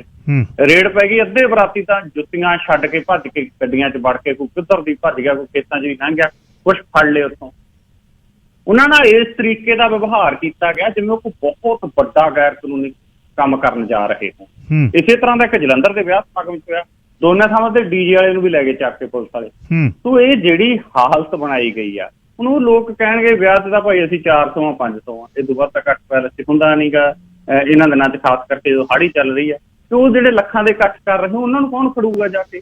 ਤੋ ਇਹ ਇਸ ਤਰ੍ਹਾਂ ਦੀ ਜਿਹੜੀ ਹਾਲਤ ਹੈਗੀ ਉਹ ਬਣਾਈ ਹੋਈ ਆ, ਔਰ ਇਸ ਹਾਲਤ ਦੇ ਵਿੱਚ ਸਹੂਲਤ ਲੋਕਾਂ ਨੂੰ ਦਿੱਤੀ ਨਹੀਂ ਜਾ ਰਹੀ। ਡੰਡੇ ਦੇ ਜ਼ੋਰ ਦੇ ਉੱਤੇ ਕਿਤੇ ਕੁੱਟੇ ਜਾ ਰਹੇ ਨੇ, ਕਿਤੇ ਡੰਡ ਬੈਠਕਾਂ ਲਵਾਈਆਂ ਜਾ ਰਹੀਆਂ, ਕਿਤੇ ਥਾਣੇ 'ਚ ਬੰਦ ਕੀਤਾ ਜਾ ਰਿਹਾ, ਕਿਤੇ ਚਲਾਨ ਕੱਟੇ ਜਾ ਰਹੇ ਨੇ। ਤਾਂ ਇਹਨਾਂ ਦੇ ਲਈ ਤਾਂ ਸਾਊ ਪੁੱਤ ਬਣ ਗਿਆ ਪੈਸੇ ਕਮਾਉਣ ਵਾਲਾ ਕਰੋਨਾ, ਵੀ ਚਲਾਨ ਕੱਟੀ ਚਲੋ, ਲੋਕਾਂ ਦੇ ਮਾਸਕ ਨਹੀਂ ਪਾਇਆ, ਤੂੰ ਸੋਸ਼ਲ ਡਿਸਟੈਂਸ ਨਹੀਂ ਰੱਖਿਆ, ਦੇ ਪੈਸੇ ਦੇ ਕੇ, ਫਿਰ ਕਿਹੜਾ ਉਹ ਸਾਰਾ ਕੁਛ ਪੂਰਾ ਹੋ ਜਾਂਦਾ ਜੀ ਗੱਲ ਸਾਹਿਬ। ਅੱਛਾ, ਦਵਾਈ ਜਿਹੜੀ ਹੈ ਕੋਵਿਡ ਵਾਲੀ, ਉਹਦੀ ਕਾਲਾਬਾਜ਼ਾਰੀ ਹੋ ਰਹੀ ਹੈ ਜੀ? ਬਿਲਕੁਲ ਗਿੱਲ ਸਾਹਿਬ, ਔਰ ਇਹ ਵੀ ਬੜਾ ਮਤਲਬ ਅਜਿਹੀ ਸਥਿਤੀ ਦੇ ਵਿੱਚ ਜਿਹੜੀ ਹੈ ਉਹ ਸਰਕਾਰ ਦੇ ਲਈ ਬੜਾ ਸਹਾਈ ਸਿੱਧ ਹੋ ਰਹੀ ਹੈ। ਇਹ ਸਰਕਾਰ ਆ ਜਿਹੜੀ, ਉਸ ਦੇ ਬਹੁਤ ਸਾਰੇ ਮੰਤਰੀ, ਬਹੁਤ ਸਾਰੇ ਵੱਡੇ ਲੋਕ ਨੇ ਜਿਹੜੇ ਉਹ ਆਪਦੇ ਹੱਥ ਰੰਗ ਰਹੇ ਨੇ, ਕਾਲਾ ਬਾਜ਼ਾਰੀ ਹੋ ਰਹੀ ਹੈਗੀ। ਔਰ ਮਹਾਮਾਰੀ ਦੇ ਵਿੱਚ ਜਿਹੜੀ ਵਰਤੀ ਜਾਣ ਵਾਲੀ ਦਵਾਈ ਹੈ ਉਸ ਦੀ ਜ਼ਖੀਰੇਬਾਜ਼ੀ ਹੋ ਰਹੀ ਆ। ਕੁਝ ਸਿਆਸੀ ਆਗੂਆਂ ਦੇ ਨਾਂ ਉੱਪਰ ਕੇ ਸਾਹਮਣੇ ਆਏ ਨੇ ਜਦੋਂ ਲਿਸਟ ਬਣੀ ਨਾ, ਲਿਸਟ ਕੇ ਆਹ ਸਿਆਸੀ ਆਗੂ ਨੇ ਜਿਹੜੇ ਜ਼ਖੀਰੇਬਾਜ਼ੀ ਕਰ ਰਹੇ ਨੇ। ਔਰ ਉਸ ਤੋਂ ਬਾਅਦ ਉਹਨਾਂ ਦਾ ਜਵਾਬ ਬੜਾ ਕਮਾਲ ਦਾ ਸੀ ਸਾਹਿਬ। ਉਹ ਕਹਿੰਦੇ ਜੀ ਅਸੀਂ ਜ਼ਖੀਰੇਬਾਜ਼ੀ ਥੋੜ੍ਹੀ ਕਰ ਰਹੇ ਹਾਂ, ਅਸੀਂ ਤਾਂ ਇਕੱਠੀ ਕੀਤੀ ਤਾਂ ਫ੍ਰੀ ਚ ਲੋਕਾਂ ਨੂੰ ਵੰਡਣੀ ਹੈ ਤੋਂ ਬਾਅਦ। ਲੇਕਿਨ ਫਿਰ ਵੀ ਜਿਹੜੀ ਇਹ ਦਵਾਈ ਹੈਗੀ ਰੈਮਡੇਸਿਵਿਰ, ਇਹਦੀ ਕਾਲਾਬਾਜ਼ਾਰੀ ਦੇ ਖਿਲਾਫ ਇੰਦੌਰ ਦੇ ਵਿੱਚ ਇੱਕ ਡਾਕਟਰ, ਮੈਡੀਕਲ ਰਿਪਰੈਜ਼ੈਂਟੇਟਿਵ ਔਰ ਕੁਝ ਹੋਰ ਲੋਕਾਂ ਦੇ ਖਿਲਾਫ NSA ਜਿਹੜਾ ਸਭ ਤੋਂ ਸਖਤ ਕਾਨੂੰਨ ਹੈ, ਕੌਮੀ ਸੁਰੱਖਿਆ ਕਾਨੂੰਨ, ਨੈਸ਼ਨਲ ਸਿਕਿਉਰਿਟੀ ਐਕਟ, ਉਹ ਲਾਇਆ ਗਿਆ ਹੈਗਾ ਔਰ ਉਹਨਾਂ ਦੇ ਵਿੱਚ ਗ੍ਰਿਫਤਾਰ ਵੀ ਕੀਤਾ ਗਿਆ ਹੈਗਾ। ਔਰ ਪੁੱਛ ਪੜਤਾਲ ਤੋਂ ਹੋਰ ਵੀ ਗਾਹਾਂ ਪਤਾ ਲੱਗਿਆ ਹੈਗਾ ਕਿ ਇਹ ਤਾਂ ਇੱਕ ਹੁਣ ਅੱਜ ਕੱਲ੍ਹ ਦੇ ਸਮੇਂ ਦੇ ਵਿੱਚ ਬਹੁਤ ਵੱਡਾ ਬਿਜ਼ਨਸ ਚੱਲ ਪਿਆ ਅੰਦਰ ਖਾਤੇ, ਕਿ ਜਿਹੜੀ ਦਵਾਈ ਲੋਕਾਂ ਦੇ ਵਿੱਚ ਕਿੱਲਤ ਹੁੰਦੀ ਹੈ ਉਹਦੀ ਕਾਲਾਬਾਜ਼ਾਰੀ ਸ਼ੁਰੂ ਹੋ ਚੁੱਕੀ ਆ ਜੀ। ਅੱਛਾ, ਅਗਲੀ ਰਾਜਨੀਤੀ ਵਾਲੇ ਪਾਸੇ ਨੂੰ ਜਾਈਏ। ਪੰਜਾਬ ਦੇ ਵਿੱਚ ਨਵਜੋਤ ਸਿੱਧੂ ਫਿਰ ਸੋਸ਼ਲ ਮੀਡੀਆ ਰਾਹੀਂ ਕਾਇਮ ਹੋਇਆ ਹੈ ਕਿ ਸਹੇ ਦੀ ਨਹੀਂ, ਪਹੇ ਦੀ ਨਹੀਂ, ਕਰਦਾ ਕੀ ਫਿਰਦਾ ਹੁਣ, ਕੀ ਕਰੂਗਾ, ਕੀ ਜਿਹੜਾ ਨਵਜੋਤ ਸਿੱਧੂ ਹੈ ਲੱਗਿਆ ਹੋਇਆ, ਜਿਹੜੇ ਪਾਸੇ ਨੂੰ ਲੱਗਦਾ ਕੀ ਹੈ? ਜੀ ਗੱਲ ਸਾਹਿਬ, ਦੇਖੋ ਇੱਕ ਤਾਂ ਇਹ ਹੈਗਾ ਕਿ ਨਵਜੋਤ ਕਈ ਵਾਰ ਮੈਚ ਸ਼ੁਰੂ ਹੋਣ ਤੋਂ ਪਹਿਲਾਂ ਨਾ ਇੱਕ ਭਲਵਾਨ ਦੇ ਉੱਤੋਂ ਦੀ ਕਈ ਭਲਵਾਨੀ ਗੇੜਾ ਜਿਹਨੂੰ ਕਹਿੰਦੇ ਆ, ਭਲਵਾਨੀ ਗੇੜੇ ਕੱਢੀ ਜਾਂਦਾ ਹੈ। ਪਟਿਆਲੇ ਅੰਮ੍ਰਿਤਸਰ ਸਾਹਿਬ ਤੋਂ ਚੱਕਦਾ ਗੱਡੀ ਡਾਕਟਰ ਨਵਜੋਤ ਕੌਰ ਸਿੱਧੂ, ਇਹਦੀ ਪਤਨੀ ਵੀ ਪਟਿਆਲੇ ਪਹੁੰਚਦੇ ਨੇ। ਪਟਿਆਲੇ ਜਾ ਕੇ ਫਿਰ ਇਹ ਭਲਵਾਨੀ ਗੇੜਾ ਦਿੰਦੇ ਨੇ ਕੈਪਟਨ ਅਮਰਿੰਦਰ ਸਿੰਘ ਦੇ ਸ਼ਹਿਰ। ਫਿਰ ਉੱਥੇ ਕੁਝ ਚੋਣ ਦੇ ਪੱਤਰਕਾਰ ਸੱਦ ਕੇ ਫਿਰ ਇਹ ਪ੍ਰੈਸ ਕਾਨਫਰੰਸ ਕਰਦੇ। ਹੁਣ ਸ਼ੇਰੋ ਸ਼ਾਇਰੀ ਇਹਨੂੰ ਬਾਕਮਾਲ ਆ। ਮੈਨੂੰ ਤਾਂ ਇਹ ਵੀ ਲੱਗਦਾ ਸੀ ਵੀ ਅਸਤੀਫਾ ਦੇ ਗਿਆ, ਨਹੀਂ ਤਾਂ ਕੈਪਟਨ ਅਮਰਿੰਦਰ ਸਿੰਘ ਦੀ ਵਜ਼ਾਰਤ ਦੇ ਵਿੱਚ ਹੋਰ ਕੁਛ ਹੁੰਦਾ ਨਾ ਹੁੰਦਾ, ਮਨਪ੍ਰੀਤ ਬਾਦਲ ਤੇ ਨਵਜੋਤ ਸਿੰਘ ਸਿੱਧੂ ਮਹਿਫਲ ਬੜੀ ਵਧੀਆ ਸਜਾਇਆ ਕਰ। ਉਧਰੋਂ ਮਨਪ੍ਰੀਤ ਬਾਦਲ ਆ, ਉਹਨੂੰ ਜੇ ਬੇਰੁਜ਼ਗਾਰ ਕਹਿੰਦੇ ਨੇ ਵੀ ਨੌਕਰੀ ਕਿੱਥੇ ਹੈ, ਉਹ ਸ਼ੇਰ ਸੁਣਾਉਂਦਾ। ਜੇ ਮਾਸਟਰ ਜਾ ਕੇ ਕਹਿੰਦੇ ਨੇ ਵੀ ਤਨਖਾਹ 'ਚ ਵਾਧਾ ਕਰਦੇ, ਉਹਨਾਂ ਨੂੰ ਸ਼ੇਰ ਸੁਣਾ ਕੇ ਤੋਰ ਦਿੰਦਾ। ਗੱਲ ਕੀ, ਉਹ ਤਾਂ ਪੰਜਾਬ ਦਾ ਬਜਟ ਪੇਸ਼ ਕਰਨ ਲੱਗਿਆ ਸ਼ੇਰ ਵੱਧ ਸੁਣਾਉਂਦਾ, ਗੱਲਾਂ ਘੱਟ ਕਰਦਾ। ਇੱਧਰੋਂ ਨਵਜੋਤ ਸਿੰਘ ਸਿੱਧੂ ਆ, ਇਹ ਗਿੱਲ ਸਾਹਿਬ ਕੀ ਕਰਦਾ, ਬੜੇ ਸ਼ੇਰ ਸੁਣਾਉਂਦਾ, ਟਵੀਟ ਕਰਦਾ। ਟਵੀਟ ਦੇ ਵਿੱਚ ਵੀ ਸ਼ੇਰੋ ਸ਼ਾਇਰੀ ਹੈ ਜਿਹੜੀ, ਉਹ ਜਿਹੀ ਗੋਲ ਗੱਲ ਕਰਦਾ ਹੈ ਕਿ ਸਿੱਧਾ ਨਾਂ ਤਾਂ ਲੈਂਦਾ ਨਹੀਂ ਕੈਪਟਨ ਅਮਰਿੰਦਰ ਸਿੰਘ ਦਾ, ਪਰ ਨਿਸ਼ਾਨਾ ਸਿੱਧਾ ਕੈਪਟਨ ਅਮਰਿੰਦਰ ਸਿੰਘ ਦੇ ਉੱਤੇ ਠੋਕਦਾ। ਹੁਣ ਅੱਜ ਨਵਜੋਤ ਸਿੰਘ ਸਿੱਧੂ ਨੇ ਸੋਸ਼ਲ ਮੀਡੀਆ ਦੇ ਉੱਤੇ ਟਵੀਟ ਕੀਤਾ, ਫੇਸਬੁੱਕ ਪੇਜ ਦੇ ਉੱਤੇ ਵੀ ਪਾਇਆ। ਉਹ ਕਹਿੰਦਾ ਇਹ ਸੋਚੀ ਸਮਝੀ ਮਿਲੀ ਹੋਈ ਯੋਜਨਾ ਹੈ, ਜਿਹਦਾ ਮਕਸਦ ਕੀ ਹੈ, ਕਹਿੰਦਾ ਹਮ ਤੋਂ ਡੂਬेंगे ਤੁਮਹੇ ਵੀ ਲੈ ਡੂਬेंगे, ਪਰ ਤੈਨੂੰ ਵੀ ਕਹਿੰਦਾ ਨਾਲ ਲੈ ਕੇ ਜਿਹੜਾ ਡੁੱਬਾਂਗੇ। ਇਹ ਸਰਕਾਰ ਜਾਂ ਪਾਰਟੀ ਦੀ ਨਾਕਾਮੀ ਨਹੀਂ, ਬਲਕਿ ਇਹ ਉਸ ਇੱਕ ਇਨਸਾਨ ਦੀ ਗਲਤੀ ਆ ਜਿਸਨੇ ਵਿਰੋਧੀਆਂ ਦੇ ਨਾਲ ਹੱਥ ਮਿਲਾਏ ਹੋਏ, ਇੱਕੋ ਥਾਲੀ ਦੇ ਚੱਟੇ ਵੱਟੇ ਨੇ। ਨਾਲ ਉਹ ਮਤਲਬ ਇੱਕ ਵੀਡੀਓ ਵੀ ਜਿਹੜੀ ਉਹਨੇ ਪੁਰਾਣੀ ਆਪਦੀ ਟੈਗ ਕੀਤੀ ਹੈਗੀ ਫੇਸਬੁੱਕ ਦੇ ਉੱਤੇ ਵੀ, ਸੋਸ਼ਲ ਮੀਡੀਆ ਦੇ ਸਾਰੇ ਥਾਵਾਂ ਦੇ ਉੱਤੇ। ਉਹ ਸਿੱਧਾ ਨਿਸ਼ਾਨਾ ਜਿਹੜਾ ਉਹ ਕਹਿੰਦਾ ਵੀ ਇਹ ਨਾ ਸਰਕਾਰ ਜਾਂ ਪਾਰਟੀ ਦੀ ਨਾਕਾਮੀ ਨਹੀਂ, ਬਲਕਿ ਇਨਸਾਨ ਦੀ ਜਿਹੜੀ ਹੈ ਉਹ ਗਲਤੀ ਆ। ਉਹ ਨਿਸ਼ਾਨਾ ਤਾਂ ਕੈਪਟਨ ਅਮਰਿੰਦਰ ਸਿੰਘ ਲਾਉਂਦਾ ਗਾ, ਪਰ ਨਾਂ ਲੈਂਦਾ ਨਹੀਂ। ਸੋ ਇਹ ਚੋਂ ਗੱਲ ਸਾਹਿਬ ਜਿਹੜੀ ਤੁਸੀਂ ਗੱਲ ਕੀਤੀ ਹੈਗੀ ਕਿ ਕਰ ਕੀ ਰਿਹਾ, ਦੇਖੋ ਕਰ ਕੀ ਰਿਹਾ, ਇੱਕ ਗੱਲ ਤਾਂ ਸਾਫ਼ ਆ ਕਿ ਭਲਵਾਨੀ ਜਿਹੜਾ ਕੈਪਟਨ ਅਮਰਿੰਦਰ ਸਿੰਘ ਦੇ ਉੱਤੋਂ ਦੀ ਦੇ ਰਿਹਾ, ਉਹਦਾ ਮੰਤਵ ਇਹਦਾ ਕੀ ਹੈ ਉਹ ਹਜੇ ਸਾਫ਼ ਤੇ ਸਪਸ਼ਟ ਨਜ਼ਰ ਨਹੀਂ ਆ ਰਿਹਾ। ਇਹਦਾ ਮੰਤਵ ਇਸ ਤਰ੍ਹਾਂ ਦੇ ਭਲਵਾਨੀ ਗੇੜੇ ਦੇ ਕੇ ਕੈਪਟਨ ਅਮਰਿੰਦਰ ਸਿੰਘ ਨੂੰ ਇਹ ਅਹਿਸਾਸ ਕਰਾਉਣਾ ਕਿ ਮੈਂ ਤੇਰੀ ਪੀੜੀ 'ਚ 2022 ਵਾਲੀ 'ਚ ਪੱਟੇ ਪਾ ਸਕਦਾ, ਅਦਰਵਾਈਜ਼ ਜਿਹੜਾ ਮੈਨੂੰ ਉਹ ਉਪ ਮੁੱਖ ਮੰਤਰੀ ਦਾ ਅਹੁਦਾ ਜਾਂ ਪੰਜਾਬ ਕਾਂਗਰਸ ਦੇ ਪ੍ਰਧਾਨ ਦਾ ਅਹੁਦਾ ਜਾਂ ਕੋਈ ਇਸ ਤਰੀਕੇ ਦਾ ਹੋਰ ਜਿਹੜਾ ਗੱਲਬਾਤ ਆ ਉਹ ਮੇਰੇ ਨਾਲ ਹੋਣੀ ਚਾਹੀਦੀ ਆ। ਕਈ ਵਾਰ ਮੁੱਲ ਪਵਾਉਣ ਵਾਲੀ ਗੱਲ ਵੀ ਜਿਹੜੀ ਉਹ ਹੁੰਦੀ ਆ। ਜਾਂ ਦੂਸਰੀ ਗੱਲ ਜਿਹੜਾ ਪਟਿਆਲੇ ਜਾ ਕੇ ਗੇੜਾ ਦਿੰਦੇ ਨੇ, ਉਹਦੇ 'ਚੋਂ ਇਹ ਵੀ ਲੱਗ ਸਕਦਾ ਕਿ ਇਹ ਅਗਲੀ ਚੋਣ ਹੈਗੀ ਜਿਹੜੀ ਉਹ ਵੱਖਰੇ ਤੌਰ ਦੇ ਉੱਤੇ ਲੜ ਰਹੇ ਹੋਣ, ਔਰ ਨਵਜੋਤ ਸਿੰਘ ਸਿੱਧੂ ਕੈਪਟਨ ਅਮਰਿੰਦਰ ਸਿੰਘ ਦੇ ਬਰਾਬਰ ਦੇ ਉੱਤੇ ਪਟਿਆਲਾ ਉਮੀਦਵਾਰੀ ਹੈ ਜਿਹੜੀ ਆਪਣੀ ਉਹ ਲਿਆਉਣ ਨੂੰ ਕਰਦੇ। ਕਿਉਂਕਿ ਹੁਣ ਬਹੁਤ ਸਾਰੀਆਂ ਗੱਲਾਂ ਜਦੋਂ ਨਵਜੋਤ ਸਿੰਘ ਸਿੱਧੂ ਨੇ ਕਿਸੇ ਪਾਸੇ ਨੂੰ ਤੁਰਨਾ ਹੁੰਦਾ ਤਾਂ ਇਹਦਾ ਪੁਰਾਣਾ ਇਤਿਹਾਸ ਜਿਹੜਾ ਪੁਰਾਣਾ ਪਿਛੋਕੜਾ ਉਹ ਇਹ ਕਹਿੰਦਾ ਗਾ ਕਿ ਆਪ ਘੱਟ ਬੋਲਦਾ ਹੁੰਦਾ, ਡਾਕਟਰ ਨਵਜੋਤ ਕੌਰ ਸਿੱਧੂ ਜਿਹੜੀ ਇਹਦੀ ਪਤਨੀ ਆ ਉਹ ਵੱਧ ਬੋਲਦੀ ਹੁੰਦੀ ਆ। ਸੋ ਨਵਜੋਤ ਕੌਰ ਸਿੱਧੂ ਤਾਂ ਹੁਣ ਖੁੱਲ੍ਹੇਆਮ ਜਿਹੜਾ ਉਹ ਕੈਪਟਨ ਸਰਕਾਰ ਦੇ ਖਿਲਾਫ ਬੋਲਣਾ ਸ਼ੁਰੂ ਹੋਈ ਹੈ ਜੀ। ਤਾਂ ਅਜਿਹੇ ਦੇ ਵਿੱਚ ਆਉਣ ਵਾਲੇ ਦਿਨਾਂ ਦੇ ਵਿੱਚ ਇਹ ਕੋਈ ਵੱਡਾ ਸਿਆਸੀ ਧਮਾਕਾ ਵੀ ਕਰ ਸਕਦਾ ਗਾ, ਪਰ ਉਹਦੀ ਮੈਨੂੰ ਚਾਂਸ ਆ ਜਿਹੜੇ ਘੱਟ ਲੱਗਦੇ ਨੇ। ਇਹੀ ਲੱਗਦਾ ਗਾ ਕਿ ਕਾਂਗਰਸ ਪਾਰਟੀ ਦੇ ਵਿੱਚ ਹੀ ਕੋਈ ਮਤਲਬ ਵੱਡੇ ਵਿਅਕਤੀ ਦੇ ਨਾਲ ਗੱਲਬਾਤ ਕਰਕੇ ਜਾਂ ਕਿਸੇ ਵੱਡੇ ਅਹੁਦੇ ਦੀ ਇੱਛਾ ਦੇ ਵਿੱਚ ਜਿਹੜਾ ਨਜ਼ਰ ਆ ਰਿਹਾ ਜੀ। ਦੀਪ ਸਿੰਘ ਵਾਲਾ ਦੇ ਵਿੱਚ ਕਤਲ ਹੋਇਆ ਜੀ, ਪੁੱਤ ਨੇ ਪਿਓ ਮਾਰ ਦਿੱਤਾ ਜੀ। ਜੀ ਗੱਲ ਸਾਹਿਬ, ਇਹ ਬੜੀ ਮੰਦਭਾਗੀ ਗੱਲ ਹੈ ਜਿਹੜੀ ਉਹ ਹੋਈ। ਦਰਅਸਲ 2 ਦਿਨ ਪਹਿਲਾਂ ਇੱਕ ਡੈੱਡ ਬੋਡੀ ਬਰਾਮਦ ਹੋਈ ਦੀਪ ਸਿੰਘ ਵਾਲਾ ਪਿੰਡ ਦੇ ਵਿੱਚ। ਪਿੰਡ ਦੇ ਹਰਪਾਲ ਸਿੰਘ ਨਾਂ ਦੇ ਬਜ਼ੁਰਗ, ਸਿਰ ਹੈ ਨਹੀਂ ਸੀ ਡੈੱਡ ਬੋਡੀ ਨਾਲ, ਇਕੱਲਾ ਧੜ। ਜਦੋਂ ਪੁਲਿਸ ਨੇ ਜਾ ਕੇ ਦੇਖਿਆ ਸਿਰ ਮਿਲਿਆ ਨਾ, ਔਰ ਪਰਿਵਾਰ ਵਾਲਿਆਂ ਨੂੰ ਪੁੱਛਿਆ, ਉਹ ਕਹਿੰਦੇ ਵੀ ਰਾਤ ਹਮਲਾ ਹੋਇਆ ਔਰ ਜਿਹੜੇ ਵਿਅਕਤੀ ਕਤਲ ਕਰਨ ਆਏ ਉਹ ਸਿਰ ਲਾ ਕੇ ਲੈ ਗਏ। ਉਸ ਤੋਂ ਬਾਅਦ ਪੁਲਿਸ ਨੇ ਹੌਲੀ ਹੌਲੀ ਇਸ ਮਸਲੇ ਦੀ ਜਾਂਚ ਸ਼ੁਰੂ ਕੀਤੀ ਤਾਂ ਪਰਿਵਾਰ ਦੇ ਉੱਤੇ ਵੀ ਸ਼ੱਕ ਹੋਇਆ। ਫਿਰ ਘਰ ਦੇ ਵਿੱਚ ਦੇਖਿਆ ਤਾਂ ਘਰ ਦੇ ਵਿੱਚੋਂ ਹੀ ਦੱਬਿਆ ਹੋਇਆ ਜਿਹੜਾ ਸਿਰ ਆ ਉਹ ਕੱਢਿਆ। ਔਰ ਉਸ ਤੋਂ ਬਾਅਦ ਅੱਜ ਪੁਲਿਸ ਨੇ ਜਿਹੜਾ ਇਸ ਪੂਰੇ ਕੇਸ ਤੋਂ ਲੋਕਾਂ ਦੇ ਸਾਹਮਣੇ ਰੱਖਿਆ ਗਾ ਕਿ ਹਰਪਾਲ ਸਿੰਘ ਦਾ ਕਤਲ ਉਹਦੇ ਮੁੰਡੇ ਨੇ ਕੀਤਾ, ਪਿੱਪਲ ਸਿੰਘ ਨੇ, ਔਰ ਆਪਦੇ ਮਿੱਤਰ ਗੁਰਸੇਵ ਸਿੰਘ ਤੇ ਇੱਕ ਉਹਨਾਂ ਦਾ ਜਿਹੜਾ ਸੀਰੀ ਹੈ ਨੌਕਰ ਜਸਵਿੰਦਰ ਸਿੰਘ ਕਪੂਰਥਲਾ ਜ਼ਿਲ੍ਹੇ ਦਾ, ਉਹਨਾਂ ਦੋਨਾਂ ਦੇ ਨਾਲ ਰਲ ਕੇ ਉਹਨੇ ਜਿਹੜਾ ਕਤਲ ਆਪਦੇ ਬਾਪ ਦਾ ਕੀਤਾ। ਪੈਸੇ ਦਾ ਲੈਣ ਦੇਣ, ਜਿਹੜਾ ਜ਼ਮੀਨ ਦਾ ਚੱਕਰ, ਉਹਦੇ ਪਿੱਛੇ ਜਿਹੜਾ ਇਹ ਕਤਲ ਆ ਉਹ ਹੋਇਆਗਾ। ਸੋ ਇਹ ਬੜੀ ਮੰਦਭਾਗੀ ਗੱਲ ਹੈਗੀ ਕਿ ਪੰਜਾਬ ਦੇ ਵਿੱਚ ਜਿਹੜੇ ਪੰਜਾਬ ਦੀਆਂ ਉਦਾਹਰਨਾਂ ਦਿੱਤੀਆਂ ਜਾਂਦੀਆਂ, ਪੂਰੀ ਦੁਨੀਆ 'ਚ ਜਿਹੜਾ ਪੰਜਾਬ ਅੱਜ ਚਰਚਾ ਦਾ ਵਿਸ਼ਾ ਬਣਿਆ ਹੋਇਆ। ਅੱਜ ਉਸ ਪੰਜਾਬ ਦੇ ਵਿੱਚ ਅਗਰ ਜਾਇਦਾਦ ਦੀ ਖਾਤਰ ਇਸ ਤਰੀਕੇ ਦੇ ਨਾਲ ਪੁੱਤ ਵੱਲੋਂ ਪਿਓ ਦਾ ਕਤਲ ਕੀਤਾ ਗਿਆ ਹੈਗਾ ਤਾਂ ਇਹ ਬਹੁਤ ਮੰਦਭਾਗੀ ਗੱਲ ਹੈ ਜਿਹੜੀ ਉਹ ਕਹੀ ਜਾ ਸਕਦੀ ਹੈ ਜੀ। ਸ਼੍ਰੋਮਣੀ ਅਕਾਲੀ ਦਲ ਦੀ ਕਿਹੜੀ ਲੀਡਰ ਬੀਬੀ ਦੇ ਕੋਲੋਂ ਨਸ਼ਾ ਫੜਿਆ ਜੀ ਸਪੈਸ਼ਲ ਟਾਸਕ ਫੋਰਸ ਨੇ? ਜੀ ਗੱਲ ਸਾਹਿਬ, ਇਹ ਬੜਾ ਗੰਭੀਰ ਮਸਲਾ ਹੈਗਾ।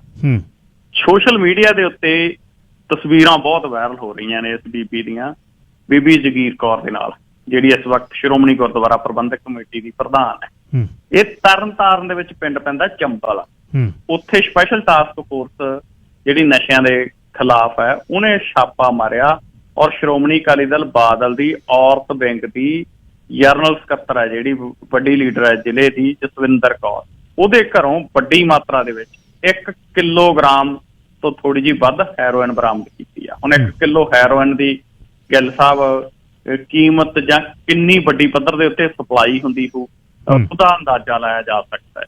ਔਰ ਪਤਾ ਇਹ ਵੀ ਲੱਗਿਆ ਕਿ ਜਿਹੜੀ ਇਹ ਰੇਡ ਮਾਰੀ ਆ, ਇਹ ਰੇਡ ਚੰਡੀਗੜ੍ਹ, ਸੰਗਰੂਰ, ਜਲੰਧਰ ਜ਼ਿਲ੍ਹਿਆਂ ਦੀ ਪੁਲਿਸ ਨੇ ਜਿਹੜੀ ਸਪੈਸ਼ਲ ਟਾਸਕ ਫੋਰਸ ਉਹਨਾਂ ਨੇ ਬੜੀ ਬਿਆਨਤਬੰਦੀ ਦੇ ਨਾਲ ਮਾਰੀ। ਨਹੀਂ ਤਾਂ ਇੰਨੇ ਸ਼ਾਤਰ ਤਰੀਕੇ ਦੇ ਨਾਲ ਸਮਗਲਿੰਗ ਹੁੰਦੀ ਸੀਗੀ ਕਿ ਪਤਾ ਹੀ ਨਹੀਂ ਸੀ ਲੱਗਦਾ। ਤਰਨਤਾਰਨ ਦੀ ਪੁਲਿਸ ਦੇ ਨੱਕ ਥੱਲੇ ਸਾਰਾ ਕੁਝ ਹੁੰਦਾ ਸੀ। ਤਾਂ ਸਾਰੇ ਜਿਹੜੇ ਸਵਾਲ ਨੇ ਬੜੇ ਉੱਠ ਰਹੇ ਨੇ ਗਿੱਲ ਸਾਹਿਬ ਇਸ ਮਸਲੇ ਦੇ ਉੱਤੇ, ਕਿਉਂਕਿ ਪਹਿਲਾਂ ਵੀ ਲੋਕ ਇਹ ਕਹਿ ਰਹੇ ਸੀ ਕਿ ਜਿਹੜੀ ਸਮਗਲਿੰਗ ਹੁੰਦੀ ਹੈ, ਜਿਹੜਾ ਨਸ਼ਾ ਪੰਜਾਬ ਦੇ ਵਿੱਚ ਚੱਲਦਾ, ਉਹ ਹੂਟਰ ਵਾਲੀਆਂ ਗੱਡੀਆਂ ਦੇ ਵਿੱਚ ਰਾਜਸੀ ਘਰਾਣਿਆਂ ਦੇ ਨਾਲ ਜੁੜੇ ਹੋਏ ਲੋਕ, ਸੱਤਾਧਾਰੀ ਪਾਰਟੀਆਂ ਦੇ ਨਾਲ ਜਾਂ ਪੰਜਾਬ ਦੀਆਂ ਜਿਹੜੀਆਂ ਰਵਾਇਤੀ ਸਿਆਸੀ ਪਾਰਟੀਆਂ ਉਹਨਾਂ ਨਾਲ ਜੁੜੇ ਹੋਏ ਲੋਕ ਇਹ ਸਮਗਲਿੰਗ ਕਰਦੇ। ਔਰ ਫੜਿਆ ਕਿਹਨੂੰ ਜਾਂਦਾ ਸੀ? ਫੜਿਆ ਜਾਂਦਾ ਸੀ ਕੋਈ 100 ਗ੍ਰਾਮ ਭੁੱਕੀ ਲਿਆ ਆਇਆ ਕਿਤੋਂ ਆਪਦੇ ਖਾਣ ਦੇ ਲਈ, ਉਹਨੂੰ ਫੜ ਲਿਆ, ਫੜ ਕੇ ਉਹਦੇ ਤੇ 100 ਹੋਰ ਪਾ ਕੇ कहता भी देखो जी NDPS एक्ट लाता उससे बड़ा बड़ा नशा तस्कर फड़ लिया। और शुरू तो चर्चा चलती है, हजे भी ये जी औरत फड़ी गई हैगी ये बहुत बड़ी नशा तस्कर नहीं मैं मानता, इस तो भी बड़े मगरमच्छ ने जेडे अजे तुरे फिरते ने। और इस केस की जे अगे तहकीकात होवे तां उन्हां बड़े मगरमच्छां नूं फड़न दी जिहड़ी जरूरत हैगी। तां पंजाब दे विच नशा जिहड़ा सप्लाई हुंदा है, नवजोत सिंह सिद्धू भी बोलदा है, होर बहुत सारे लोग बोलते हैं। लगातार ਇਹ ਮਸਲਾ ਜਿਹੜਾ ਉਹ ਚਰਚਾ ਦਾ ਵਿਸ਼ਾ ਬਣਦਾ ਆ ਰਿਹਾ ਹੈਗਾ ਕਿ ਨਸ਼ਿਆਂ ਦੇ ਮਸਲੇ ਦੇ ਉੱਤੇ ਹਰਪ੍ਰੀਤ ਸਿੰਘ ਸਿੱਧੂ ਨੂੰ ਲਾਇਆ ਸੀ ਸਪੈਸ਼ਲ ਟਾਸਕ ਫੋਰਸ ਦੇ ਵਿੱਚ, ਜਦੋਂ ਮੋਗੇ ਵਾਲੇ SSP ਤੱਕ ਮਸਲਾ ਗਿਆ ਉਸ ਤੋਂ ਗਾਹਾਂ ਨਹੀਂ ਵਧਣ ਦਿੱਤਾ।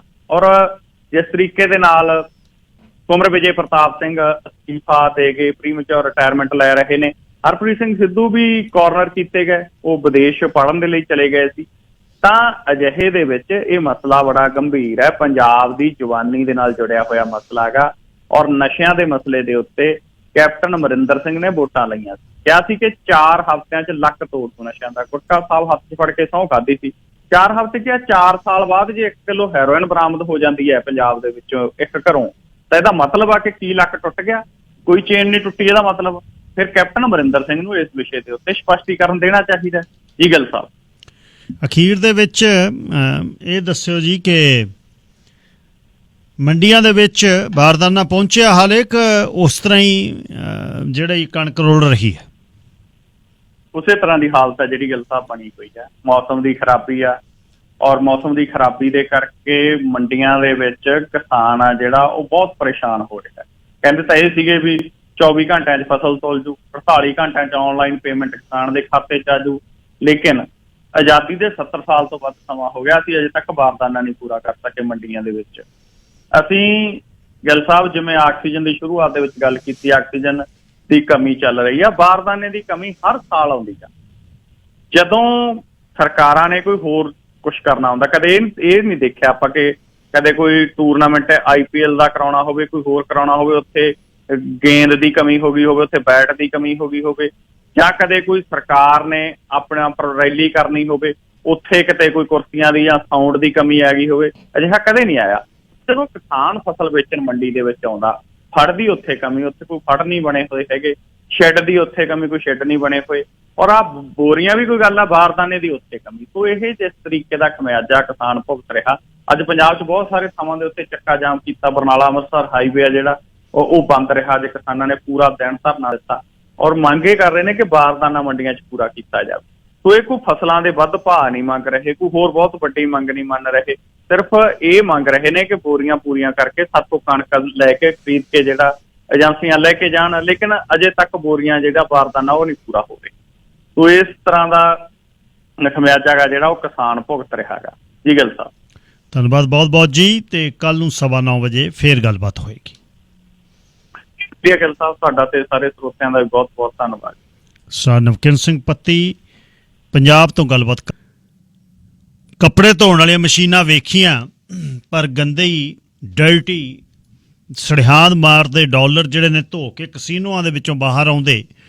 ਜਦ ਇਹਨਾਂ ਸ਼ਹਿਰਾਂ ਦੇ ਵਿੱਚ ਖਾਸ ਤੌਰ 'ਤੇ ਲੋਅਰ ਮੈਨਲੈਂਡ ਦੇ, ਰਿਚਮੰਡ ਦੇ ਇਹਨਾਂ ਕਸੀਨੋਆਂ ਦੇ ਵਿੱਚ ਵੇਖੀ ਤਾਂ ਰੌਲਾ ਪੈਣ ਲੱਗਿਆ। ਹੁਣ ਕਿਊਲਨ ਕਮਿਸ਼ਨ ਇੱਕ ਬਣਾਇਆ ਹੈ BC NDP ਨੇ 2019 ਦੇ ਵਿੱਚ ਸੁਪਰੀਮ ਕੋਰਟ ਦੇ ਸਾਬਕਾ ਜਿਹੜੇ ਸੁਪਰੀਮ ਕੋਰਟ ਦੇ ਜਸਟਿਸ, BC ਸੁਪਰੀਮ ਕੋਰਟ ਦੇ ਜਸਟਿਸ ਕਿਊਲਨ ਇਸ ਨੂੰ ਜਿਹੜਾ ਉਹ ਕੰਡਕਟ ਕਰ ਰਹੇ ਨੇ।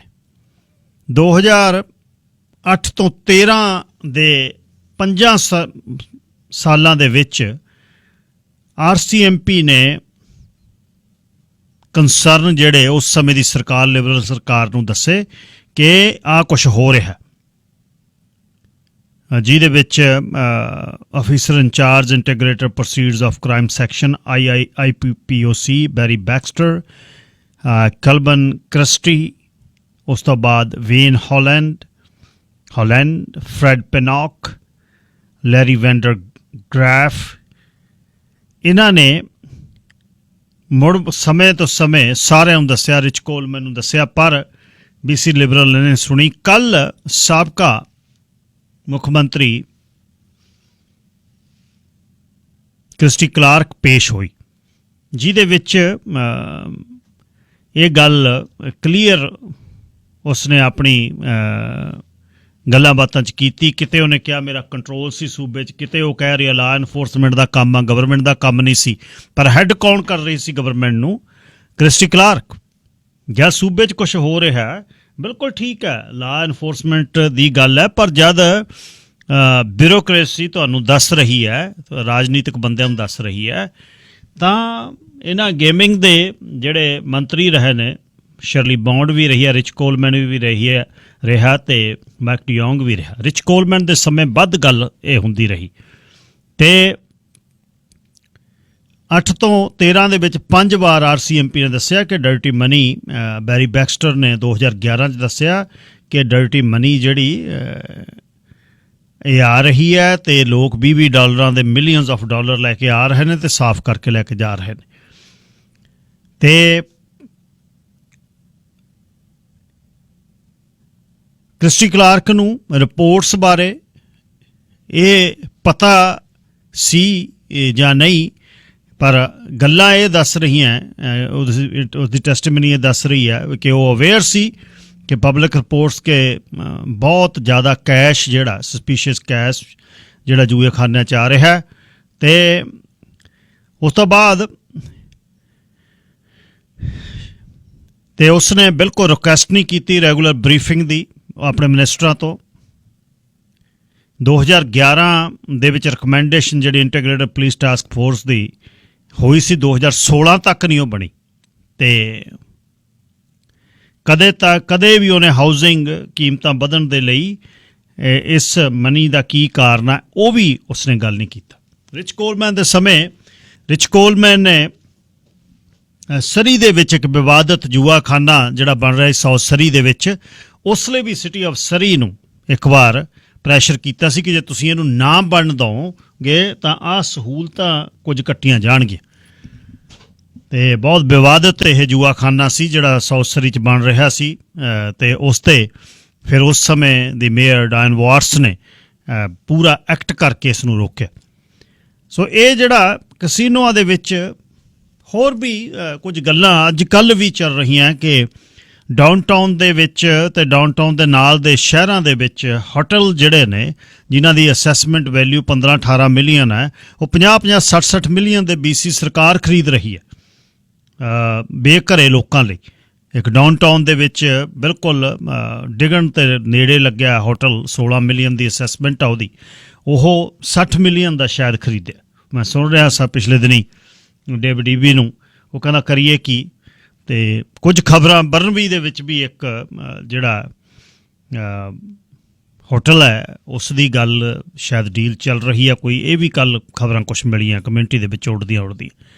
ਸੋ ਵੱਡੇ ਇਹ ਜਦ ਲੋਕ ਬੈਗਾਂ ਦੇ ਬੈਗ $20 ਦੇ ਭਰ ਕੇ ਆਏ, ਕਿਵੇਂ ਸਰਕਾਰ ਨੇ ਪਿੱਠ ਕੀਤੀ ਇਹਦੇ 'ਤੇ, ਅਤੇ ਕਿੰਨੀ ਵਾਰ ਕਿਹਨੇ ਦੱਸਣਾ? ਥੱਲੜੇ ਅਫੀਸਰ ਨੇ ਦੱਸਤਾ, RCMP ਨੇ ਦੱਸਤਾ ਕਿ ਡਰਟੀ ਮਨੀ ਆ ਰਹੀ ਹੈ, ਐਕਟ ਕਿਉਂ ਨਹੀਂ ਹੋਇਆ?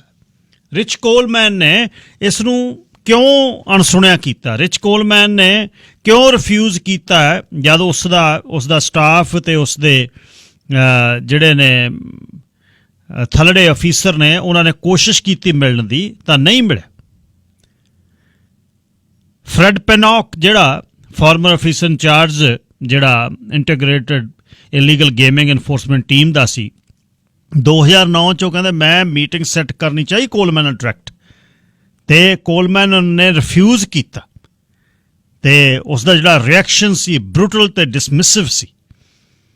ਅਤੇ ਉਹ ਕਹਿੰਦਾ ਮੇਰਾ ਇਹ ਕਨਕਲੂਜਨ ਹੈ ਕਿ ਰਿਚ ਕੋਲਮੈਨ ਇਸ ਨੂੰ ਵੇਖਣਾ ਨਹੀਂ ਸੀ ਚਾਹੁੰਦਾ ਕਿ ਮੈਂ ਉਹਨੂੰ ਦੱਸਾਂ। ਪੈਨੌਕ ਅਤੇ ਕੈਸ਼ੀਰ ਦੀ ਰਿਕਾਰਡਡ ਕਨਵਰਸੇਸ਼ਨ ਵੀ ਹੈ ਇੱਕ। ਹੀਡ ਨੇ ਦੱਸਿਆ ਕਿ ਸੀਨੀਅਰ BC ਲਿਬਰਲਸ ਇਹ ਮਨੀ ਲਾਂਡਰਿੰਗ ਬਾਰੇ ਜਾਣਦੇ ਨੇ ਪਰ ਰਿਫਿਊਜ਼ ਕਰ ਰਹੇ ਨੇ ਇਸ 'ਤੇ ਕੰਮ ਕਰਨ ਨੂੰ। Coleman was all part of it. It is their network that caused this tsunami to take place in the casinos. Transcript page 8. ਕੁਲਨ commission ਦੀ ਇਹ ਆਉਣੀ ਹੈ December 15 ਨੂੰ ਇਹ ਰਿਪੋਰਟ ਆਉਣੀ ਹੈ, ਪਰ ਡੈਮੇਜ ਤਾਂ ਹੋ ਗਿਆ, ਜਿਹੜਾ ਕੁਝ ਹੋਣਾ ਸੀ ਹੋ ਗਿਆ। ਮਨੀ ਮੁੜ ਗਈ, ਸਾਫ਼ ਹੋ ਗਈ, ਦੁਬਾਰਾ ਫਿਰ ਦੂਜਿਆਂ ਦੇਸ਼ਾਂ ਜਾ ਵੜੀ, ਡਰੱਗ ਜਿਹੜੀ ਆ ਗਈ ਅਤੇ ਮੈਂਸ਼ਨ ਖਰੀਦੇ ਗਏ, ਅਤੇ ਪੂਰਾ organised crime $2 million cash silver international ਦੀਆਂ ਬੈਂਕਾਂ 'ਤੇ। ਕਿਹੜੀ ਸਰਕਾਰ ਅਤੇ ਕਿਹਦੀਆਂ ਗੱਲਾਂ ਕਰਦੇ ਹਾਂ ਅਸੀਂ? ਕੀ ਇਹ ਤਰੱਕੀ ਆ? ਜਿਹੜੀ ਤਰੱਕੀ ਦੀ ਕੀਮਤ ਇਹ ਹੈ ਕਿ ਲੋਕਾਂ ਦੀਆਂ ਜਾਨਾਂ 6 ਬੰਦੇ ਦਿਹਾੜੀ ਦੇ ਓਵਰਡੋਜ਼ ਨਾਲ ਮਰ ਰਹੇ ਨੇ, ਇਹ ਕੀਮਤ ਹੈ? ਇਹ ਬੈਸਟ ਪਲੇਸ ਔਨ ਅਰਥ ਹੈ? ਇਸ ਨੂੰ ਕਹਿੰਦੇ ਹਾਂ ਅਸੀਂ ਦੇਸ਼ ਜਿੱਥੇ ਸ਼ਰੇਆਮ ਰਾਜਨੀਤਿਕਾਂ ਦੇ ਨੱਕ ਦੇ ਥੱਲੇ ਦੀ ਇਹ ਬੰਦੇ ਪੈਸਾ ਜਿਹੜਾ ਬੈਗਾਂ ਦੇ ਵਿੱਚ ਪੰਡਾਂ ਦੀਆਂ ਪੰਡਾਂ ਭਰ ਕੇ ਜਿਹੜਾ ਹੈ ਉਹ ਇਹਨਾਂ ਕਸੀਨੋਆਂ 'ਚ ਲੈ ਕੇ ਆ ਰਹੇ ਨੇ। ਕਿਹਨੇ ਦੱਸਣਾ?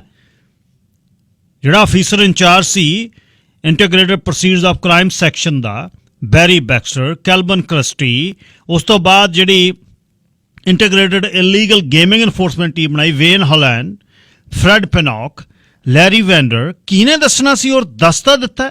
ਐਕਟ ਕਿਹਨੇ ਕਰਨਾ ਸੀ?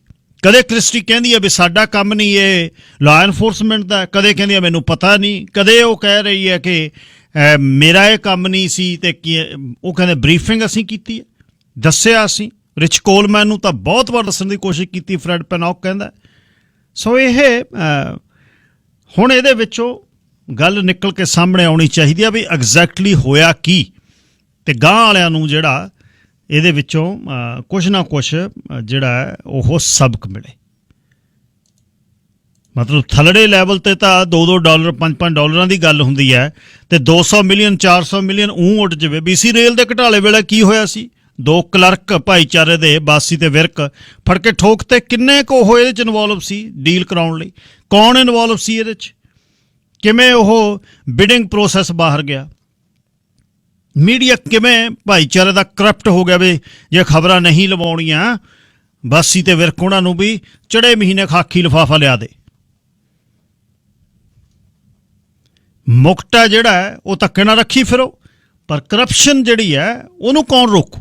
ਅਮਨ ਖਹਿਰਾ ਜੀ ਮੇਰੇ ਨਾਲ ਨੇ ਹੁਣ ਇਮੀਗ੍ਰੇਸ਼ਨ ਦੇ ਬਾਰੇ ਗੱਲਬਾਤ ਕਰਨ ਲਈ। ਅਮਨ ਖਹਿਰਾ CWC ਇਮੀਗ੍ਰੇਸ਼ਨ ਤੋਂ, ਇਹ ਉਹਨਾਂ ਦੀ ਪੇਡ ਸੈਗਮੈਂਟ ਹੁੰਦੀ ਹੈ ਤੇ ਕੁਝ ਸਵਾਲ ਜਿਹੜੇ ਨੇ ਓਵਰਸਟੇ ਕਰ ਚੁੱਕੇ, ਕਿਉਂਕਿ ਜਦ ਐਮਨੈਸਟੀ ਹੁੰਦੀ ਹੈ ਨਾ ਗੱਲਾਂ ਬਾਤਾਂ ਚੱਲਦੀਆਂ ਨੇ ਜੀ 35,000 ਪੱਕਾ ਕਰ ਦਿਆਂਗੇ, 90,000 ਪੱਕਾ ਕਰ ਦਿਆਂਗੇ। ਉਹਦੇ ਵਿੱਚ ਜਿਹੜੇ ਇਲੀਗਲ ਹੋ ਗਏ ਉਹ ਇਲੀਗਲਸ ਦੇ ਬਾਰੇ ਕੀ ਹੋ ਸਕਦਾ, ਇਸ ਦੇ ਬਾਰੇ ਗੱਲ ਕਰਨ ਲਈ ਮੇਰੇ ਨਾਲ ਨੇ।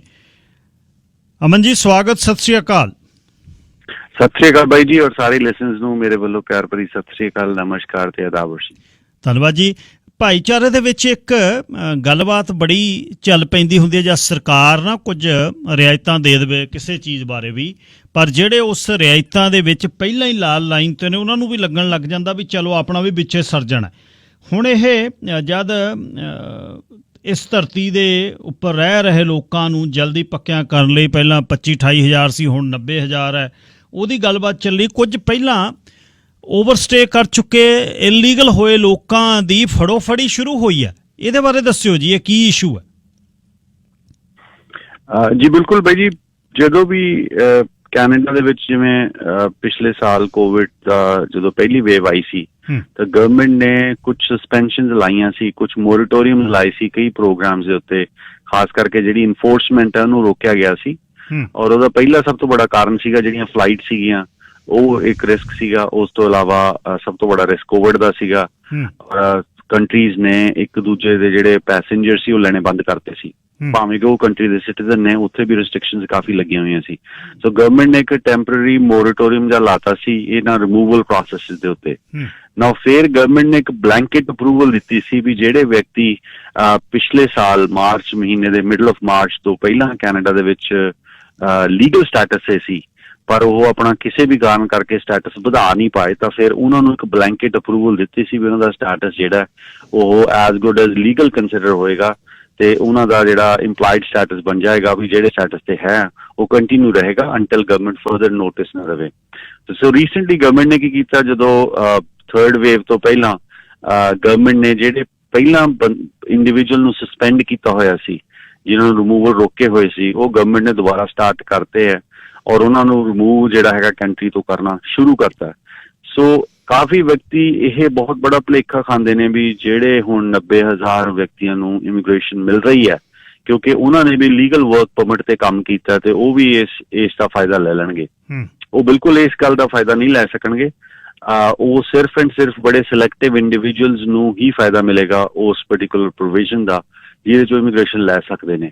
ਸੋ ਜਿਹੜੇ ਵਿਅਕਤੀ ਇਨ ਸਟੇਟਸ ਸੀ ਪਰ ਉਹਨਾਂ ਦਾ ਸਟੇਟਸ ਜਿਹੜਾ ਹੈਗਾ ਜਿਵੇਂ ਰਿਫਿਊਜੀ ਅਸਾਲਮ ਹੈ ਜਾਂ ਹੋਰ ਕਿਸੇ ਕਿਸਮ ਦੀ ਕੋਈ ਸਪੈਸ਼ਲ ਪ੍ਰਿਵਿਲੇਜ ਮਿਲੀ ਹੋਈ ਸੀ ਜਿਹਦੇ ਕਰਕੇ ਉਹਨਾਂ ਨੂੰ ਵਰਕ ਪਰਮਿਟ ਮਿਲਿਆ ਹੋਇਆ ਸੀ, ਉਹ ਇਹਦਾ ਫਾਇਦਾ ਨਹੀਂ ਲੈ ਸਕਣਗੇ।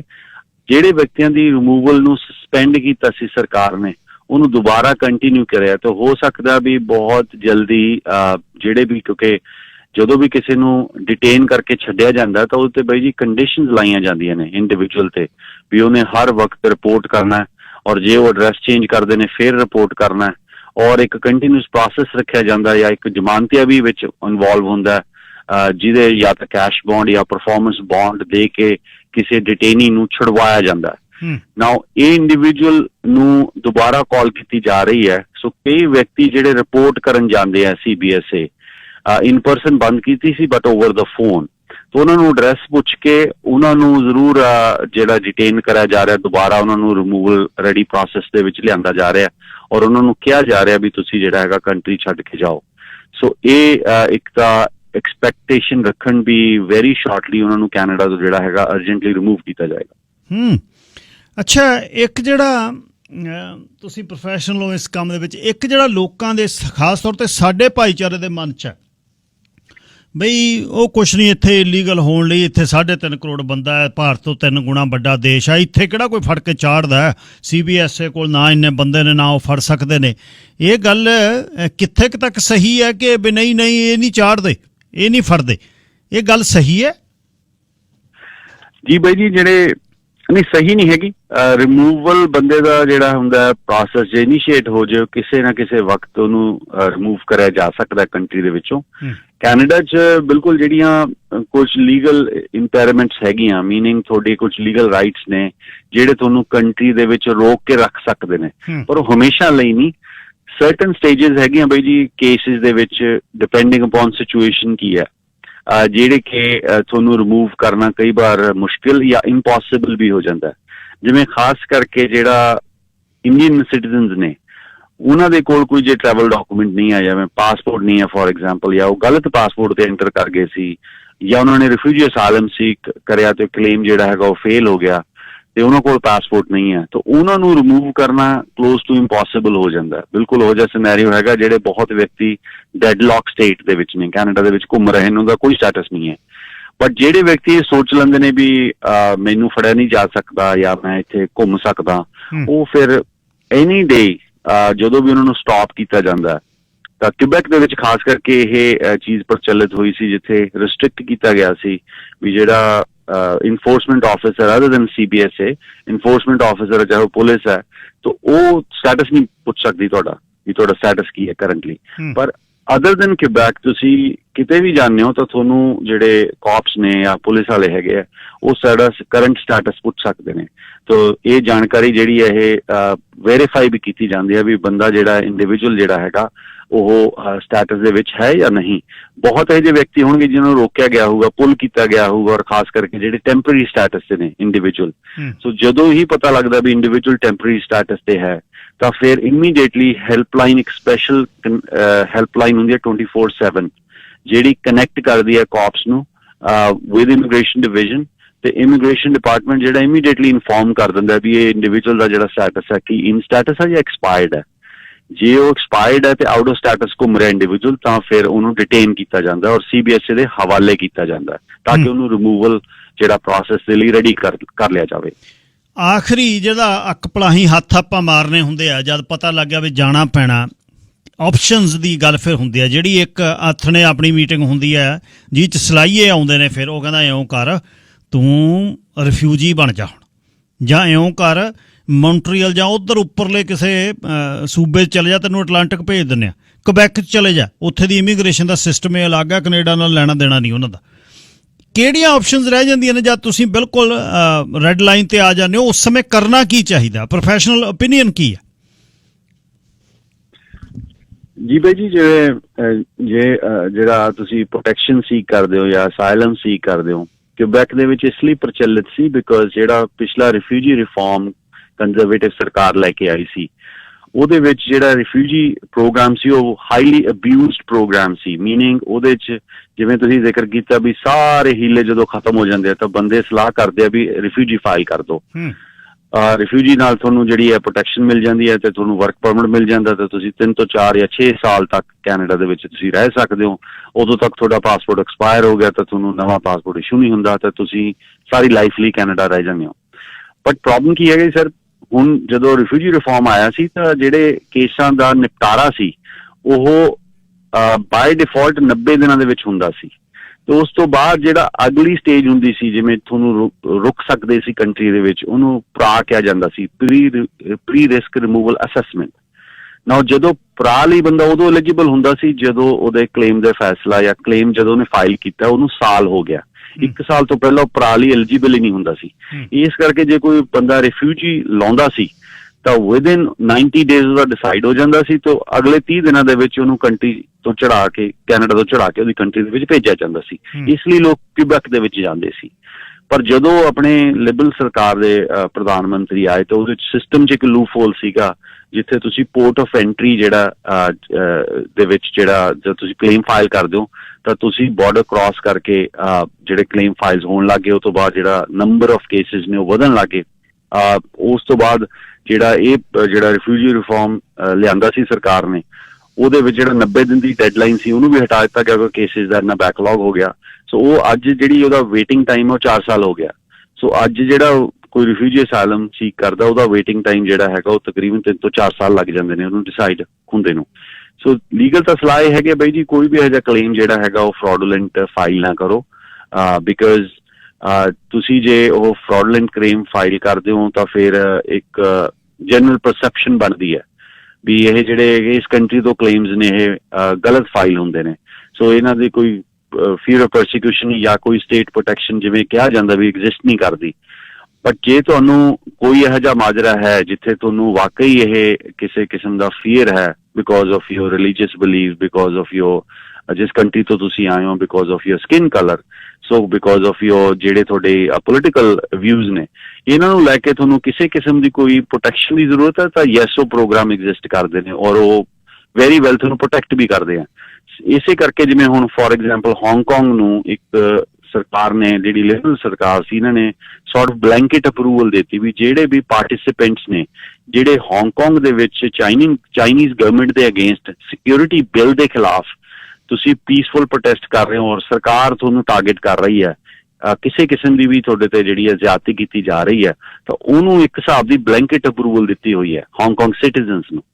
ਔਰ ਇਹ ਅਪਰੂਵਲ ਹਰ ਲਈ ਅਪਰੂਵਲ ਨਹੀਂ ਹੈ ਵੀ ਕੋਈ ਵੀ ਵਿਅਕਤੀ ਉੱਠ ਕੇ ਕਹਿ ਦੇ ਵੀ ਮੈਂ ਪੀਸਫੁਲ ਪ੍ਰੋਟੈਸਟ ਕਰ ਰਿਹਾ ਸੀ। ਜਿਵੇਂ ਫਾਰ ਐਗਜ਼ਾਮਪਲ ਆਪਣੇ ਫਾਰਮਰਸ ਦਾ ਪ੍ਰੋਟੈਸਟ ਚੱਲ ਰਿਹਾ ਵੀ ਮੈਂ ਪੀਸਫੁਲ ਪ੍ਰੋਟੈਸਟ ਕਰ ਰਿਹਾ ਸੀ ਤੇ ਉੱਥੇ ਜਿਹੜੀ ਸਰਕਾਰ ਮੈਨੂੰ ਤੰਗ ਕਰ ਰਹੀ ਹੈ। ਨਾ ਇਹਨੂੰ ਪ੍ਰੂਵ ਕਰਨਾ ਵੀ ਡਿਫਿਕਲਟ ਹੋ ਜਾਂਦਾ, ਇੰਡੀਵਿਜੂਅਲ ਨੂੰ ਡਿਫਿਕਲਟ ਹੋ ਜਾਂਦਾ ਕਿਉਂਕਿ ਉੱਥੇ ਦਾ ਜਿਹੜਾ ਲੀਗਲ ਜੁਡੀਸ਼ਰੀ ਸਿਸਟਮ ਹੈਗਾ ਉਹਦੇ ਪ੍ਰਿੰਸੀਪਲ ਤੇ ਕੈਨੇਡਾ ਦੇ ਪ੍ਰਿੰਸੀਪਲ ਜੁਡੀਸ਼ਰੀ ਸਿਸਟਮ ਦੇ ਬਿਲਕੁਲ ਸੇਮ ਨੇ। ਜੇ ਸੁਣਵਾਈ ਉਹਦੀ ਸਟੇਟ ਪ੍ਰੋਟੈਕਸ਼ਨ ਉਹਨੂੰ ਨਹੀਂ ਮਿਲਦੀ ਤਾਂ ਕੋਰਟ ਨੂੰ ਉਹਨੂੰ ਪ੍ਰੋਟੈਕਸ਼ਨ ਦਿੰਦਾ।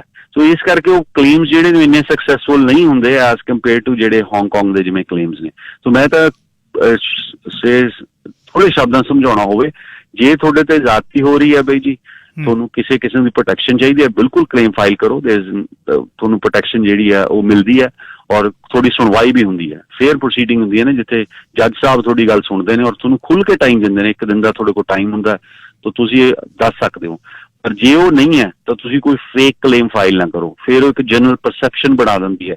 ਈਵਨ ਜਿਹੜਾ ਡਿਸੀਜਨ ਮੇਕਰ ਹੈ ਉਹਦੇ ਵੀ ਡਿਸੀਜਨ ਕਈ ਵਾਰ ਪ੍ਰੀ ਜੱਜ ਹੋ ਜਾਂਦੇ ਨੇ ਵੀ ਇਸ ਕੰਟਰੀ ਦੇ ਵਿੱਚ ਇਸ ਮੁਲਕ ਦੇ ਵਿੱਚ ਇੱਕ ਕਿਸੇ ਸਟੇਟ ਪ੍ਰੋਟੈਕਸ਼ਨ ਕਿਹਾ ਜਾਂਦਾ ਫੇਲ ਹੈ ਤੇ ਅਸੀਂ ਪੰਜਾਬ ਦੇ ਵਿੱਚ ਸੇਫ ਨਹੀਂ ਹਾਂ ਤੇ ਅਸੀਂ ਹਿਮਾਚਲ ਜਾਂ ਰਾਜਸਥਾਨ ਨਹੀਂ ਜਾ ਸਕਦੇ ਉੱਥੇ ਸਾਨੂੰ ਬਿਕੋਜ਼ ਸਾਡੀ ਜਿਹੜੀ ਜਿਹੜਾ ਅਸੀਂ ਕੱਪੜੇ ਪਾਉਂਦੇ ਹਾਂ ਜਾਂ ਸਾਡੀ ਜਿਹੜੀ ਆਇਡੈਂਟੀਟੀ ਉਹ ਬਿਲਕੁਲ ਡਿਫਰੈਂਟ ਹੈ ਤੇ ਸਾਨੂੰ ਟਾਰਗੇਟ ਕੀਤਾ ਜਾਂਦਾ। ਇਹ ਸਾਬਤ ਕਰਨਾ ਵੀ ਉਨੀ ਮੁਸ਼ਕਿਲ ਹੋ ਜਾਂਦਾ। ਸੋ ਕਿਉਂਕਿ ਉੱਥੇ ਦੀ ਜੁਡੀਸ਼ੀਅਲ ਦੇ ਜਿਹੜੇ ਪ੍ਰਿੰਸੀਪਲ ਨੇ ਉਹ ਸੇਮ ਨੇ ਐਜ਼ ਕੈਨੇਡਾ। ਚਾਈਨਾ ਦੀ ਤਰ੍ਹਾਂ ਨਹੀਂ ਹੈ ਜਿੱਥੇ ਕੋਈ ਪ੍ਰੋਟੈਕਸ਼ਨ ਤੁਹਾਨੂੰ ਜੇ ਫੇਲ ਹੋ ਜਾਂਦੀ ਹੈ ਜਿਵੇਂ ਹਾਂਗਕਾਂਗ ਦੇ ਵਿੱਚ ਹੋਇਆ ਤੇ ਉਹ ਤੁਹਾਨੂੰ ਪ੍ਰੋਟੈਕਟ ਨਹੀਂ ਕਰਦੀ। ਸੋ ਇਸ ਕਰਕੇ ਜਦੋਂ ਵੀ ਕਲੇਮ ਫਾਈਲ ਕਰਨਾ ਬਈ ਜੀ 100 ਵਾਰ ਸੋਚ ਕੇ ਕਰਨਾ ਔਰ ਉਹੀ ਕਲੇਮ ਫਾਈਲ ਕਰੋ ਜਿਹੜਾ ਸਹੀ ਹੈ। ਔਰ ਇਸ ਤੋਂ ਇਲਾਵਾ ਜਿਹੜੇ ਸਰਕਾਰ ਨੇ, ਮੈਂ ਪਹਿਲਾਂ ਵੀ ਜ਼ਿਕਰ ਕਰਦਾ ਹੁੰਦਾ ਵੀ ਬਜਾਏ ਤੁਸੀਂ ਗਲਤ ਰਸਤਾ ਅਪਣਾਉਣ ਦੇ ਲੀਗਲ ਰਸਤਾ ਅਪਣਾ ਲਓ ਜਿੱਥੇ ਤੁਹਾਨੂੰ ਕੋਈ ਲੀਗਲ ਵਰਕ ਪਰਮਿਟ ਮਿਲਦਾ, ਉਸ ਤੋਂ ਬਾਅਦ ਤੁਸੀਂ ਕੰਮ ਕਰਕੇ ਇਮੀਗ੍ਰੇਸ਼ਨ ਵੈਸੇ ਹੀ ਲੈ ਸਕਦੇ ਹੋ। ਤੁਹਾਨੂੰ ਇਹੋ ਜਿਹੇ ਕੋਈ ਜਿਹੜੇ ਗਲਤ ਤਰੀਕੇ ਨੇ ਉਹਨੂੰ ਅਪਣਾਉਣ ਦੀ ਜ਼ਰੂਰਤ ਹੀ ਨਹੀਂ ਪੈਂਦੀ। ਧੰਨਵਾਦ ਜੀ ਬਹੁਤ ਬਹੁਤ, ਤੇ ਫਿਰ ਕਿਸੇ ਦਿਨ ਗੱਲਬਾਤ ਹੋਏਗੀ। ਥੈਂਕ ਯੂ ਬਾਈ ਜੀ, ਥੈਂਕ ਯੂ। ਇੰਸ਼ੋਰੈਂਸ ਦੀ ਮੈਂ ਗੱਲ ਫਲੀਟ ਤੇ ਨਾਨ ਫਲੀਟ ਦੀ ਕਰਨੀ ਚਾਹੁੰਦਾ BC ਦੀ। ਉਦੋਂ ਪਹਿਲਾਂ ਪ੍ਰਭਜੋਤਪਾਲ ਸਿੰਘ ਜੀ ਕੀ ਕਹਿਣਾ ਚਾਹੁੰਦੇ ਹੋ? ਵਾਹਿਗੁਰੂ ਜੀ ਖਾਲਸਾ ਵਾਹਿਗੁਰੂ ਜੀ ਫਤਿਹ। ਮੈਂ ਇੱਕ ਸਵਾਲ ਪੁੱਛਣਾ ਸੀ ਕਿ ਤਾਂ ਵੀ ਮੈਂ ਸਿਟੀਜ਼ਨ ਹੈਗਾ ਆ, ਜੇ ਪਰ ਜੇਕਰ ਮੈਨੂੰ ਪੁਲਿਸ ਵਾਲਾ ਰੋਕ ਕੇ ਪੁੱਛਦਾ ਹੈਗਾ ਆ ਵੀ ਤੇਰਾ ਸਟੇਟਸ ਕੈਨੇਡਾ 'ਚ ਕੀ ਆ, ਕੀ ਉਹ ਮੇਰੇ ਅਗੇਂਸਟ ਡਿਸਕ੍ਰਿਮੀਨੇਸ਼ਨ ਨਹੀਂ ਹੋ ਜਾਂਦੀ ਜਿੱਦਾਂ ਰੰਗ ਨਸਲ ਦੇਖ ਕੇ ਦੂਜਾ ਪੁੱਛਣ ਦੇ? ਉਹ ਮੈਂ ਉਹਨਾਂ ਨੂੰ ਪੁੱਛਣਾ ਚਾਹੁੰਦਾ। ਮੈਂ ਪਤਾ ਕਰਕੇ ਕੱਲ ਦੱਸਾਂਗਾ ਜੀ, ਵਕੀਲ ਸਾਹਿਬ ਨੂੰ ਮੈਂ ਪੁੱਛੂੰ ਬ੍ਰਿਜਮੋਹਨ ਨਾਲ। Thank you. ਠੀਕ ਹੈ, ਵਾਹਿਗੁਰੂ ਜੀ ਖਾਲਸਾ। ICBC ਘਾਟੇ ਦੇ ਵਿੱਚ ਜਾਂ ਲਿਬਰਲ ਸਰਕਾਰ ਵੇਲੇ ਹੋਈ ਬਿਲੀਅਨ ਲੈ ਗਏ, ਬੈਲੈਂਸ ਕਰਤਾ ਬਜਟ। NDP ਨੇ ਆ ਕੇ ਕੋਈ ਚੇਂਜਸ ਕੀਤੀਆਂ। ਚੇਂਜਸ ਜਿਹੜੀਆਂ ਨੇ ਉਹ ਲੋਕਾਂ ਨੂੰ ਭਾਈਆਂ ਨਹੀਂ। ਦੇਖੋ ਜੇ ਤਾਂ ਘਾਟਾ ਪੂਰਾ ਕਰਨਾ ਤਾਂ ਸਹੂਲਤਾਂ ਕੁਛ ਘੱਟ ਕਰਨੀਆਂ ਪੈਣੀਆਂ ਨੇ, ਕਿਸੇ ਸਰਕਾਰ ਨੇ ਵੀ ਕਰ ਲਈਆਂ, ਪਰ ਜਿਹਨੂੰ ਲੈਵਲ ਕਰਨਾ ਪੈਣਾ ਜਾਂ ਤਾਂ ਉਹ ਤੁਹਾਡੇ ਇੰਸ਼ੋਰੈਂਸ ਵਧਾਊ, ਨਹੀਂ ਸਹੂਲਤਾਂ ਘਟਾਊ, ਨਹੀਂ ਕੁਝ ਨਾ ਕੁਝ ਅਜਿਹਾ ਮੈਕੈਨਿਜ਼ਮ ਲੈ ਕੇ ਆਊ ਜਿਹਦੇ ਵਿੱਚ ਉਹਨਾਂ ਦੀ ਬੱਚਤ ਵਾਲੇ ਪਾਸੇ ਹੋ ਜਾਵੇ। ਹੁਣ ICBC ਵਾਲੇ ਚੈੱਕ ਵੀ ਤੁਹਾਨੂੰ ਘਰੇ ਭੇਜ ਰਹੇ ਨੇ, ਕੁਝ ਆ ਰਹੇ ਨੇ ਲੋਕਾਂ ਨੂੰ। ਪਰ ਇੱਕ ਫਲੀਟ ਇੰਸ਼ੋਰੈਂਸ ਹੈ, ਫਲੀਟ ਇੰਸ਼ੋਰੈਂਸ ਕੀ ਹੈ? ਫਲੀਟ ਇੰਸ਼ੋਰੈਂਸ ਜਿੰਨੇ ਵੀ ਕਮਰਸ਼ੀਅਲ ਵਹੀਕਲ ਨੇ ਉਹਨਾਂ ਦੀ ਇਕੱਠੀ ਇੰਸ਼ੋਰੈਂਸ ਹੁੰਦੀ ਹੈ। ਜਿਵੇਂ ਅੱਗੇ ਟੈਕਸੀ ਦੀ, ਟਰੱਕਾਂ ਦੀ ਇਕੱਠੀ ਇੰਸ਼ੋਰੈਂਸ ਹੁੰਦੀ ਸੀ, ਜਿਹੜੀ ਬੰਦੇ ਦੇ ਨਾਂ ਨਾ ਹੁੰਦੀ, ਕੰਪਨੀ ਦੇ ਨਾਂ ਹੁੰਦੀ। ਅੱਛਾ, ਉਹਦੇ ਬਾਅਦ ਇਹਨਾਂ ਨੇ ਕੁਝ ਚੇਂਜਸ ਕੀਤੀਆਂ। ਨਾਨ ਫਲੀਟ ਕਮਰਸ਼ੀਅਲ ਵਹੀਕਲ ਵੀ ਆਪਸ਼ਨ ਇੱਕ ਦੇ ਦਿੱਤੀ ਕਿ ਜੇ ਤੁਹਾਡੇ ਕੋਲ 20 ਤੋਂ ਘੱਟ, ਕਿਉਂ ਕਈਆਂ ਨੂੰ ਇਹ ਲੱਗਦਾ ਸੀ ਵੀ ਕਮਰਸ਼ੀਅਲ ਵਾਲੇ ਚੱਕਰ ਦੇ ਵਿੱਚ ਕਿਉਂ ਅਸੀਂ ਪੈਣਾ, ਉਹ ਮਹਿੰਗੀ ਪੈਂਦੀ ਹੈ, ਜਾਂ ਜਿਹੜਾ ਜਿਹਦੇ ਨਾਂ ਹੈ ਉਹ ਆਪੇ ਹੀ ਇਸ 'ਤੇ ਆਪੇ ਹੀ ਪੇ ਕਰੇ। ਇਹਦੇ ਲਈ ਨਾਨ ਫਲੀਟ ਕਮਰਸ਼ੀਅਲ ਵਹੀਕਲ ਕਰਤੇ। ਜੇ 20 ਜਾਂ 20 ਤੋਂ ਘੱਟ ਤੁਹਾਡੇ ਕੋਲ ਕਮਰਸ਼ੀਅਲ ਵਹੀਕਲ ਨੇ ਤਾਂ ਉਹਦੇ ਲਈ ਇੰਸ਼ੋਰੈਂਸ ਪਾਲਿਸੀਜ਼ ਜਿਹੜੀਆਂ ਤੁਹਾਡੀਆਂ ਇੰਡੀਵਿਜੂਅਲ ਉਹਦੇ 'ਤੇ ਸਿੱਧੀਆਂ ਹੋ ਜਾਂਦੀਆਂ। ਵੈਸੇ ਜਿਹੜਾ ਫਲੀਟ ਪਲਾਨ ਆ ਉਹ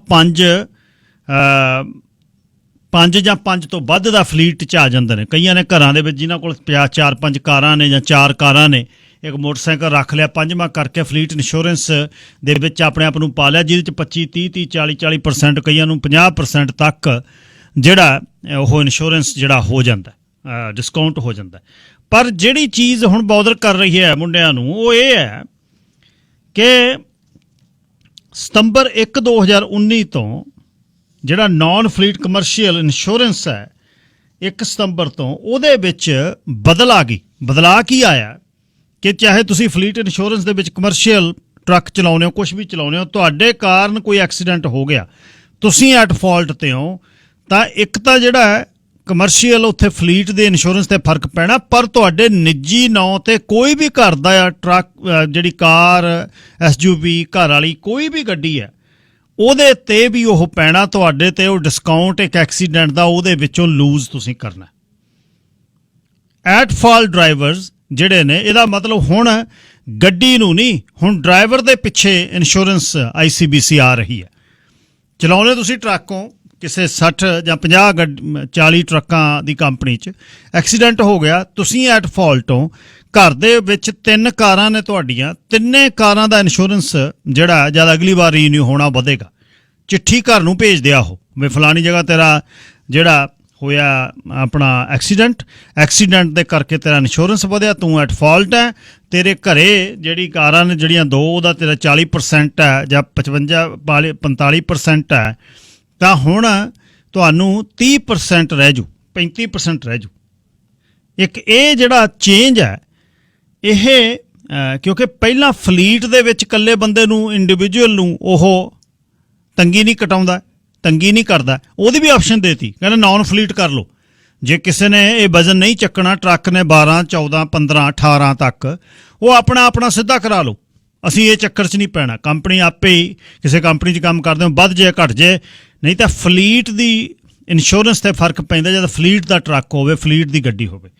ਹੁਣ ਦੋਨੇ ਕੇਸਾਂ 'ਚ ਨਾਨ ਫਲੀਟ ਹੋਵੇ, ਫਲੀਟ ਹੋਵੇ, ਇਹ ਛੱਡ ਦਿਓ ਗੱਲ। ਨਾਨ ਫਲੀਟ 'ਚ ਤਾਂ ਹੈ ਹੀ ਤੁਹਾਡੇ ਨਾਂ, ਇਹ ਤਾਂ ਇਸ਼ੂ ਹੀ ਖਤਮ ਹੋ ਗਿਆ। ਨਾਨ ਫਲੀਟ ਦੇ ਵਿੱਚ ਤਾਂ ਇੰਡੀਵਿਜੂਅਲ ਤੁਹਾਡੇ ਨਾਂ ਟਰੱਕ ਦਾ ਇੰਸ਼ੋਰੈਂਸ ਹੈ, ਅਤੇ ਉਹਦੇ ਵਿੱਚ ਜਦ ਤੁਹਾਡਾ ਐਕਸੀਡੈਂਟ ਹੋਇਆ ਤਾਂ ਤੁਹਾਡੀਆਂ ਕਾਰਾਂ ਜਿਹੜੀਆਂ ਹੋਰ ਵੀ ਗੱਡੀਆਂ ਤੁਹਾਡੇ ਨਾਂ 'ਤੇ ਗੱਡੀਆਂ ਦਾ ਡਿਸਕਾਊਂਟ ਗਿਆ। ਹੁਣ ਤਾਂ ਘਰ ਵਾਲੀਆਂ ਵੀ, ਜੇ ਘਰ ਦੀ ਗੱਡੀ ਦੇ ਵਿੱਚ ਵੀ ਚਾਰਾਂ ਨੇ ਇੱਕ ਗੱਡੀ ਚਲਾਉਣੀ ਆ, ਚਾਰਾਂ ਦਾ ਹੀ ਨਾਂ ਦੇਣਾ ਪੈਣਾ, ਅਤੇ ਚਾਰਾਂ ਦਾ ਹੀ ਡਿਸਕਾਊਂਟ ਉਹਦੇ 'ਤੇ ਵੇਖਣਾ, ਕੋਈ ਨਵਾਂ ਡਰਾਈਵਰ, ਪੁਰਾਣਾ ਡਰਾਈਵਰ, ਉਹ ਲਾ ਕੇ ਉਹਦੇ 'ਤੇ ਲਾਉਂਦੇ।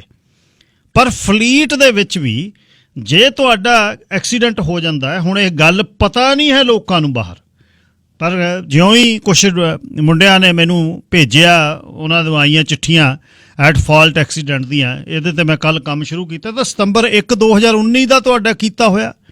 ਆਲਮੋਸਟ ਇਹ ਤਾਂ 1.25 ਸਾਲ ਹੋ ਗਿਆ, ਤੁਹਾਡੇ 1.5 ਸਾਲ ਹੋ ਗਿਆ ਸੱਚ, ਕਿ ਕੋਈ ਵੀ ਤੁਸੀਂ ਫਲੀਟ ਦੇ ਵਿੱਚ ਤੁਹਾਡਾ ਟਰੱਕ ਹੈ, ਇੰਸ਼ੋਰੈਂਸ ਤੁਸੀਂ ਫਲੀਟ ਦੇ ਵਿੱਚ ਕਰਾਇਆ ਹੋਇਆ, ਚਾਹੇ ਕੰਪਨੀ ਲਈ ਕੰਮ ਕਰਦੇ ਹੋ, ਚਾਹੇ ਆਪ ਕਰਦੇ ਹੋ, ਜੇ ਐਕਸੀਡੈਂਟ ਹੋ ਗਿਆ ਤਾਂ ਤੁਹਾਡੇ ਘਰ ਦੀਆਂ ਗੱਡੀਆਂ ਦਾ ਵੀ ਇੰਸ਼ੋਰੈਂਸ ਵਧੇਗਾ। 604-204-0600 ਤੁਹਾਡੀਆਂ ਨਾਲ ਗੱਲਬਾਤ ਕਰਦਾ ਮੈਂ। 2 ਵਿਸ਼ੇ ਮੈਂ ਸਾਂਝੇ ਕਰ ਲਵਾਂ। ਪਹਿਲਾ ਵਿਸ਼ਾ ਖੂਲਨ, ਜਿਹੜਾ ਜੱਜ ਖੂਲਨ, ਉਹਨਾਂ ਦੀ ਇਨਕੁਆਇਰੀ ਚੱਲ ਰਹੀ ਹੈ, ਕ੍ਰਿਸਟੀ ਕਲਾਰਕ ਦਾ ਉੱਥੇ ਪੇਸ਼ ਹੋਣਾ, ਅਤੇ ਕੀ ਤੁਸੀਂ ਸਮਝਦੇ ਹੋ ਕਿ ਲਿਬਰਲ ਸਰਕਾਰ ਜਾਂ ਉਸ ਤੋਂ ਪਹਿਲਾਂ ਵੀ ਜੇ ਦੇਖਿਆ ਜਾਵੇ ਤਾਂ ਇਹ ਹੋ ਸਕਦਾ ਹੈ 2011 ਦੇ ਵਿੱਚ ਜਦ ਬੈਕਸਟਰ ਨੇ ਇਹ ਗੱਲ ਕੀਤੀ ਕਿ ਇਸ ਤਰ੍ਹਾਂ ਡਰਟੀ ਮਨੀ ਆ ਰਹੀ ਹੈ, ਪ੍ਰੀਮੀਅਰ ਕਲਾਰਕ ਤੋਂ ਪਹਿਲਾਂ ਵੀ ਇਹ ਗੱਲ ਸ਼ੁਰੂ ਹੋ ਚੁੱਕੀ ਹੋਵੇ। ਤੇ ਇਸ ਦੇ ਬਾਰੇ ਤੇ ਨਾਲ ਕਮਰਸ਼ੀਅਲ ਡਰਾਈਵਰਸ ਦੇ ਵੀ ਜੇ ਤੁਹਾਡਾ ਬਾਹਰਲੇ ਬੰਨੇ ਕਮਰਸ਼ੀਅਲ ਟਰੱਕ ਚਲਾਉਂਦੇ ਐਕਸੀਡੈਂਟ ਹੋ ਗਿਆ ਤਾਂ ਉਸ ਐਕਸੀਡੈਂਟ ਦੇ ਵਿੱਚ ਤੁਹਾਡਾ ਕਸੂਰ ਹੋਇਆ ਤਾਂ ਤੁਹਾਡਾ ਇੰਸ਼ੋਰੈਂਸ ਜਿਹੜਾ ਇੱਕ ਤਾਂ ਫਲੀਟ ਦੇ ਵਿੱਚ ਫਲੀਟ ਦਾ ਵਧਣਾ ਹੈ ਤੇ ਦੂਸਰਾ ਤੁਹਾਡਾ ਹੁਣ ਤੁਹਾਡੇ ਪਿੱਛੇ ਜਾ ਕੇ ਤੁਹਾਡੇ ਨਾਂ ਤੇ ਘਰ ਦੀਆਂ ਜਿੰਨੀਆਂ ਕਾਰਾਂ ਨੇ ਉਹਨਾਂ ਦਾ ਵੀ ਇੰਸ਼ੋਰੈਂਸ ਵਧਣਾ। 604 204 0600 ਦੋਨਾਂ ਵਿਸ਼ਿਆਂ 'ਚੋਂ ਕਿਸੇ ਵਿਸ਼ੇ ਤੇ ਵੀ ਤੁਸੀਂ ਗੱਲ ਕਰਨੀ ਹੋਵੇ ਤਾਂ ਕਰ ਸਕਦੇ ਹੋ ਕਿਉਂਕਿ ਸਾਰੇ ਕਮਰਸ਼ੀਅਲ ਡਰਾਈਵਰ ਨਹੀਂ ਹੈ। ਪਰ ਜਿਹੜਾ ਸੂਬੇ ਨਾਲ ਜੁੜਿਆ ਮਸਲਾ ਹੈ ਉਹਦੇ ਵਿੱਚ ਕ੍ਰਿਸਟੀ ਕਲਾਰਕ ਦਾ ਆਉਣ ਵਾਲੇ ਦਿਨਾਂ 'ਚ ਰਿਚ ਕੋਲਮੈਨ ਦਾ ਇਸ ਇਨਕੁਆਰੀ 'ਚ ਪੇਸ਼ ਹੋਣਾ। ਕੀ ਤੁਸੀਂ ਸੋਚਦੇ ਹੋ ਕਿ ਇਹ ਪੈਸਾ ਜਿਹੜਾ ਆਇਆ ਕਸੀਨੋਆਂ ਦੇ ਵਿੱਚ ਇਹਦੇ ਕਰਕੇ ਸਾਡੇ ਇੱਥੇ ਰੀਅਲ ਸਟੇਟ ਦੀਆਂ ਕੀਮਤਾਂ ਉੱਪਰ ਗਈਆਂ ਜਾਂ ਨਹੀਂ? 604 204 0600 lifestyle dental care COVID-19 pandemic ਦੇ ਵਿੱਚ ਸਿਹਤਮੰਦ ਰਹੋ। ਸਿਹਤਮੰਦ ਦੇ ਨਾਲ ਨਾਲ ਦੰਦਾਂ ਦਾ ਖਾਸ ਖਿਆਲ ਰੱਖੋ। ਦੰਦਾਂ ਨੂੰ ਬਰਸ਼ ਜਿਹੜਾ ਪੰਜਾਬੀ ਸਟਾਈਲ ਆਪਾਂ ਨਾ ਬਈ ਦਿਮਾਗ ਕਿਤੇ ਚੱਲਦਾ ਬਰਸ਼ ਮੂੰਹ ਦੇ ਵਿੱਚ ਘੁੰਮਦਾ ਇਹ ਤੋਂ ਉੱਪਰ ਉੱਠ ਕੇ ਸਫਾਈ ਫਲੋਸਿੰਗ ਤੇ ਉਹਦੇ ਬਾਅਦ ਮਾਊਥ ਵਾਸ਼ ਨੇ ਜਿਹੜੇ ਗਮ ਗੁੰਮ ਨੂੰ ਪਰਾਂ ਸਿੱਟ ਦਿਓ ਇਹਨੂੰ ਬੰਦ ਕਰ ਦਿਓ। ਗੱਡੀ ਦੇ ਵਿੱਚ ਵਧੀਆ ਮਾਊਥ ਵਾਸ਼ ਰੱਖ ਲਓ ਬਿਲਕੁਲ ਪਰ ਉਸ ਨੂੰ ਜੇ ਸਪਿਟਿੰਗ ਕਰਨੀ ਹੈ ਕੁਰਲੀ ਕਰਨੀ ਹੈ ਤਾਂ ਉਹਦਾ ਥੋੜ੍ਹਾ ਜਿਹਾ ਆਲੇ ਦੁਆਲੇ ਵੇਖਣਾ ਪੈਣਾ ਜਾਂ ਫਿਰ ਇੱਕ ਕੰਟੇਨਰ ਵਿੱਚ ਵੀ ਰਹਿ ਸਕਦਾ ਗੱਡੀ ਦੇ ਵਿੱਚ ਉਸ ਨੂੰ ਹੱਥ ਨੇ ਤੁਸੀਂ ਸਾਫ਼ ਕਰ ਸਕਦੇ ਹੋ ਪਰ ਸੌਖਾ ਹੈ। ਮੂੰਹ ਜਾਂ ਘੁਮਾਉਣ ਦੇ ਨਾਲੋਂ ਮੂੰਹ ਸਾਫ਼ ਰੱਖਣਾ ਜ਼ਰੂਰੀ ਹੈ। ਬਰਸ਼ ਜਿੰਨੀ ਵਾਰ ਹੋ ਸਕੇ ਘਰੇ ਹੋ ਜਾਂ ਕੰਮ ਤੇ ਹੋ ਰੋਟੀ ਬਾਅਦ ਬਰਸ਼ ਕੀਤਾ ਜਾਵੇ। ਕੰਗ ਸਾਹਿਬ ਤੁਸੀਂ ਏਅਰ ਤੇ ਹੋ। ਹੈਲੋ ਜੀ ਸਤਿ ਸ਼੍ਰੀ ਅਕਾਲ। ਸਤਿ ਸ਼੍ਰੀ ਅਕਾਲ ਗਿੱਲ ਸਾਹਿਬ ਏਦਾਂ ਜਿਹੜੀ ਆਹ ਘਰਾਂ ਦੀ ਪ੍ਰਾਈਸ ਵਧੀਆ ਮਨੀ ਆ ਰਹੀ ਆ ਲਾਟਰੀ ਮਨੀ ਹੋ ਰਹੀ ਆ ਇਹ ਤਾਂ ਪੱਕੀ ਗੱਲ ਪਹਿਲਾਂ ਚਾਈਨਾ ਤੋਂ ਬੜੀ ਆ ਰਹੀ ਹੁਣ ਇੰਡੀਆ ਤੋਂ ਬੜੀ ਆ ਰਹੀ ਆ ਹੋਰਾਂ ਕੰਟਰੀਆਂ 'ਚ ਵੀ ਆ ਰਹੀ ਆ ਕਿਉਂ ਮੈਂ ਸੋਚਦਾ ਬੈਂਕਾਂ ਦੇ ਵਿੱਚ ਇਨਵੋਲਵ ਹੀ ਨਹੀਂ ਤੇ ਜੇ ਸੋਚੀਏ ਲੋਕੀ ਆਪਣੇ ਪੁਰਾਣੇ ਘਰ ਵੇਚ ਕੇ ਨਵੇਂ ਲੈ ਰਹੇ ਅਪਗ੍ਰੇਡ ਕਰ ਰਹੇ ਆ ਉਹ ਤਾਂ ਕਈ ਇਹੋ ਜਿਹੇ ਵਿਚਾਰੇ ਘਰ ਵੇਚ ਕੇ ਚਾਹਣਾ ਚੰਗੀ ਪ੍ਰਾਈਸ ਮਿਲੇ ਮੁੜ ਕੇ ਉਹਨਾਂ ਤੋਂ ਘਰ ਹੀ ਨਹੀਂ ਲਿਆ ਹੋਏ ਪ੍ਰਾਈਸਾਂ ਇੰਨੀਆਂ ਵੱਧ ਗਈਆਂ $1,00,000 ਮਹੀਨੇ ਦੀ ਪ੍ਰਾਈਸ ਵਧੀ ਮੈਨੂੰ ਲੱਗਦਾ। ਔਰ ਜਿਹੜੇ ਆਪਣੇ ਹੈਗੇ ਆ ਬ੍ਰੋਕਰ ਆਪਣੇ ਰੀਅਲ ਸਟੇਟ ਇਹ ਵੀ ਵਿੱਚ 75% ਇਹਨਾਂ ਦੀਆਂ ਬਹੁਤ ਗਲਤੀਆਂ ਇਹ ਬਹੁਤ ਲੋਕਾਂ ਨੂੰ ਖਾਸ ਕਰਕੇ ਪੰਜਾਬੀਆਂ ਤਾਂ ਏਦਾਂ ਭੰਬਲ ਭੂਸੇ 'ਚ ਪਾਉਂਦੇ ਪੁੱਛੇ ਕੋ ਨਾ ਕਿਉਂਕਿ ਜਿਹੜੀਆਂ ਲੈਂਦੇ ਆ ਇਹ ਆਫਰਾਂ ਲੈਂਦੇ ਉਹ ਲੁਕੋ ਕੇ ਰੱਖਦੇ ਪਤਾ ਹੀ ਨਹੀਂ ਲੱਗਦਾ ਕਿਹਦੀ ਆਈ ਕਿਹਦੀ ਨਹੀਂ ਆਈ। ਹਾਂਜੀ ਇਹ ਤਾਂ ਮੈਂ 5-7 ਨੂੰ ਤਾਂ ਮੈਂ ਜਾਣਦਾ ਜਿਹੜੇ ਉਹ ਰੀਅਲ ਸਟੇਟ ਲਾਗੇ ਨਹੀਂ ਖੜ ਦਿੰਦੇ ਕੋਈ ਸਬਜੈਕਟ ਤਾਂ ਪਾ ਹੀ ਨਹੀਂ ਸਕਦੇ ਉਹ ਕਹਿੰਦੇ 10 ਦੇਣੇ ਵਾਧੂ ਕਿੰਨੇ ਦੇਣੇ ਆ ਇਹ ਤਾਂ ਗੱਲ ਤੁਹਾਨੂੰ ਵੀ ਪਤਾ। ਹਾਂਜੀ ਤੇ ਇਹਦਾ ਮਤਲਬ ਪੈਸਾ 2 ਨੰਬਰ ਦਾ ਬੈਂਕਾਂ ਦਾ ਇਨਵੋਲਵ ਹੈ ਹੀ ਨਹੀਂ। ਬੈਂਕਾਂ ਦਾ ਤਾਂ ਤੁਸੀਂ ਤਾਂ ਆਪ ਦੇ ਹਿਸਾਬ ਕਿਤਾਬ ਕਰੇ ਹੁਣ ਕ੍ਰੈਡਿਟ ਲਾਈਨ ਮੰਗਣੀ ਉਹ ਕਹਿੰਦੇ ਇਨਕਮ ਲਿਆਓ ਨਾ ਦਵਾਨੀ ਵੀ ਨਹੀਂ ਦਿੰਦੇ ਜੀ ਘਸਾ ਦਿੰਦੇ ਆ ਬੰਦੇ ਨੂੰ। ਹਾਂਜੀ ਇਹ ਹੋ ਕੀ ਰਿਹਾ ਇਹਦਾ ਮਤਲਬ ਇਹ ਲੋਕੀ ਸਾਹਿਬ ਇੱਕ ਦਿਨ ਮੈਂ ਇੱਕ ਉੱਗੇ ਰੀਅਲਟਰ ਨੂੰ ਮੈਂ ਇੱਕ ਦਿਨ ਡੇਲਬਾਦ ਸਾਹਿਬ ਨੂੰ ਬੇਨਤੀ ਕਰਕੇ ਲਿਆਉਂ ਮੈਂ ਪਤਾ ਕਰੀਏ ਵੀ ਰੂਲ ਕੀ ਨੇ ਰੀਅਲਟਰਾਂ ਦੇ ਐਥਿਕਸ ਕੀ ਨੇ ਕਿਸ ਤਰ੍ਹਾਂ ਜਿਹੜੀ ਪਹਿਲਾਂ ਤੁਸੀਂ ਮੈਂ ਵੇਖਿਆ 20 ਵਰੇ ਪਹਿਲਾਂ ਆਫਰ ਆਉਂਦੀ ਰੀਅਲਟਰ ਆਉਂਦਾ ਪੇਪਰ ਵਰਕ ਲੈ ਕੇ ਆਉਂਦਾ ਦਿਖਾਉਂਦਾ ਦੱਸਦਾ ਕਿ ਕਿਹਦੀ ਪੈਡੀ ਆ ਕੀ ਤੇ ਤੁਹਾਨੂੰ ਪਤਾ ਨਾ ਲੱਗਣ ਦਿੰਦਾ ਵੀ ਕਿਹਦੀ ਅੱਗੇ ਆ ਕਿਹਦੀ ਪਿੱਛੇ ਆ। ਪਰ ਹੁਣ ਕੋਈ ਕੋਵਿਡ ਕਰਕੇ ਕੁਝ ਅਜਿਹੀਆਂ ਚੀਜ਼ਾਂ ਵੀ ਹੋ ਗਈਆਂ ਜਿਹਦੇ ਕਰਕੇ ਪਤਾ ਹੀ ਨਹੀਂ ਲੱਗਦਾ ਕਿਹਦੀ ਵੱਧ ਆ ਕਿਹਦੀ ਘੱਟ ਆ। ਮੈਂ ਤੁਹਾਨੂੰ ਗੱਲ ਦੱਸ ਦਿੰਦਾ ਜੀ 5 ਸਾਲ ਪਹਿਲਾਂ ਦੀ ਗੱਲ ਮੈਂ ਘਰ ਬਾਹਰ ਕੀਤਾ ਜਾਪਾਨੀ ਮੂਲ ਦਾ ਰੀਅਲਟਰ ਸੀ ਵੈਸੇ। ਹਾਂਜੀ ਘਰ ਉਹਨੇ ਸੜੀ 'ਚ ਵੇਚਿਆ ਮੈਂ ਚਲਾ ਗਿਆ ਘਰੇ ਜਾ ਵੜਿਆ ਉਹ ਤੇ ਮੈਨੂੰ ਫੱਟਾ ਲੱਗਾ ਦੇਖਿਆ ਉਹ ਬੰਦਾ ਮੈਨੂੰ ਘਰ ਦੇ ਕੇ ਖੁਸ਼ ਨਹੀਂ ਸੀ ਪਤਾ ਨਹੀਂ ਉਹ ਆਪਣੇ ਬੰਦੇ ਨੂੰ ਘਰ ਦਵਾ ਕੇ ਖੁਸ਼ ਸੀ ਉਹ ਆਉਂਦੇ ਵੀਰਾ ਤੇ ਮੇਰੇ ਉਹ ਨਾਸਾਂ ਜੀ ਇਹ ਨਹੀਂ ਜਿੱਦਾਂ ਮਾਰਦਾ ਹੁੰਦਾ ਪਸ਼ੂ ਰੱਖਿਆ ਤੇ ਉਹ ਦੇਖ ਮੈਂ ਤੁਹਾਨੂੰ ਅਸਲੀਅਤ ਗੱਲ ਦੱਸਦਾ ਉਹ ਮੈਂ ਕਿਹਾ ਵੀ ਇਹ ਮੇਰੇ ਨਾਲ ਦਾ ਘਰ ਜਾਂਦਾ ਲੱਗਣਾ ਮੈਂ ਤੋਂ ਤੇ ਕੁਛ ਨਾ ਕੁਛ ਕਰਾਂ ਮੈਂ ਆਪਣੇ ਸਾਡਾ ਰਿਸ਼ਤੇਦਾਰ ਆ ਉਹ ਮੈਂ ਕਿਹਾ ਭਰਾਵਾ ਕੁਛ ਕਰ ਨਾਲ ਲੱਗਦਾ ਘਰ ਆ ਤੇ ਮੈਂ ਲੈਣਾ ਆ। ਹਾਂਜੀ ਤੇ ਉਹਨੂੰ ਵਿੱਚ ਪਾਇਆ ਵੀ ਇਹ ਇੱਕ ਦੂਜੇ ਦੇ ਗੁਣ ਜਾਣਦੇ ਹੁੰਦੇ ਆ ਉਦੋਂ ਜੀ ਜਿਹੜੀ ਪ੍ਰਾਈਸ ਤੋਂ ਲੱਗਾ ਮੈਨੂੰ 10,000 ਮਹਿੰਗਾ ਲੈਣਾ ਪਿਆ ਹਨਾ ਬੜਾ ਮੈਂ ਔਖਾ ਮੈਂ ਕਿਹਾ ਮੈਂ ਇਹ ਰੇਟ ਨੂੰ ਇਹਦੀ ਐਥਿਕਸ ਤਾਂ ਹੈਗੇ ਆ ਜੀ ਆਪਾਂ ਕਰਦੇ ਨਹੀਂ ਸ਼ਿਕਾਇਤ ਹਨਾ ਵੀ ਇਹ ਕਰ ਸਕਦੇ ਆਪਾਂ ਵੀ ਮੇਰੀ ਇਹਨੇ ਆਫਰ ਨਹੀਂ ਲਈ ਜਾਂ ਕਿੱਦਾਂ ਇਹ ਹੈਗਾ ਇਹਨਾਂ ਨੂੰ ਫਾਇਰ ਕਰ ਦਿੰਦੇ ਕੋਈ ਕਰਦਾ ਨਹੀਂ।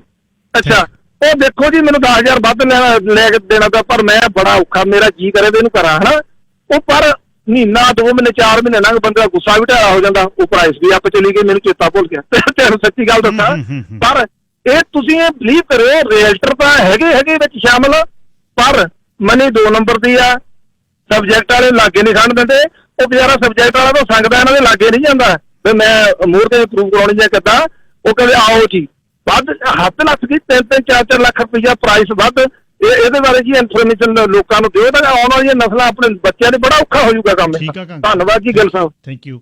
ਨਿੰਦਰ Singh ji, line number 2। Hello ਜੀ ਸਤਿ ਸ਼੍ਰੀ ਅਕਾਲ। ਹਰਜੀਤ ਜੀ ਸਤਿ ਸ੍ਰੀ ਅਕਾਲ। ਸਤਿ ਸ਼੍ਰੀ ਅਕਾਲ ਜੀ। ਜਿਹੜੇ ਆਪਣੇ ਮੈਂ ਕਿਹਾ ਜੀ ਇਹਦਾ ਕਮਿਸ਼ਨ ਬਿਠਾ ਲਿਆ, ਇਨਕੁਆਇਰੀ ਕਰਦੇ ਰਿਹਾ, ਸੇਮ ਲੈ ਕੇ ਇੰਡੀਆ ਵਾਲੀ ਦਾ ਸਿੱਟ ਬਿਠਾਲਦੀ, ਲੋਕਾਂ ਪਰ ਖਰਚਾ ਪੈਣਾ, ਕੱਢਣ ਪਾਉਣ ਨੂੰ ਚ ਕੁਛ ਨਹੀਂ ਹੋਣਾ। ਜਿੰਨੇ ਵੀ ਡਰੱਗ ਡੀਲਰ ਆ 50,000 ਲਾ ਕੇ ਤੇ 5 ਮਿਲੀਅਨ ਲਾਉਂਦੇ ਆ, ਆਮ ਸਿੰਗਲ ਬੰਦਾ ਘਰ ਲੈ ਨਹੀਂ ਸਕਦਾ, ਅਫੋਰਡ ਹੀ ਨਹੀਂ ਕਰ ਸਕਦਾ। ਜਿਹੜੇ ਸਿੰਗਲ ਬੰਦੇ ਦੇ ਸਟ੍ਰੈਸ ਲਾਈ ਜਾਂਦੇ ਉਹਨਾਂ ਕੋਲ ਮਨੀ ਐ ਨਹੀਂ ਆ, ਉਹਨਾਂ ਨੂੰ ਫਿਕਰੇ ਕੋਈ ਨਹੀਂ ਸਟ੍ਰੈਸ ਹੈ ਜਾਂ ਕੋਈ ਵੀ ਲੱਗੀ ਜਾਵੇ। ਇਹਨਾਂ ਦਾ ਇਹ ਚਾਹੀਦਾ ਵੀ ਜਿੰਨੀ ਵੀ ਡਰੱਗ ਮਨੀ ਵਾਲੀਆਂ ਪ੍ਰਾਪਰਟੀਆਂ ਨਾ ਉਹ ਸੀਜ਼ ਕਰਨ।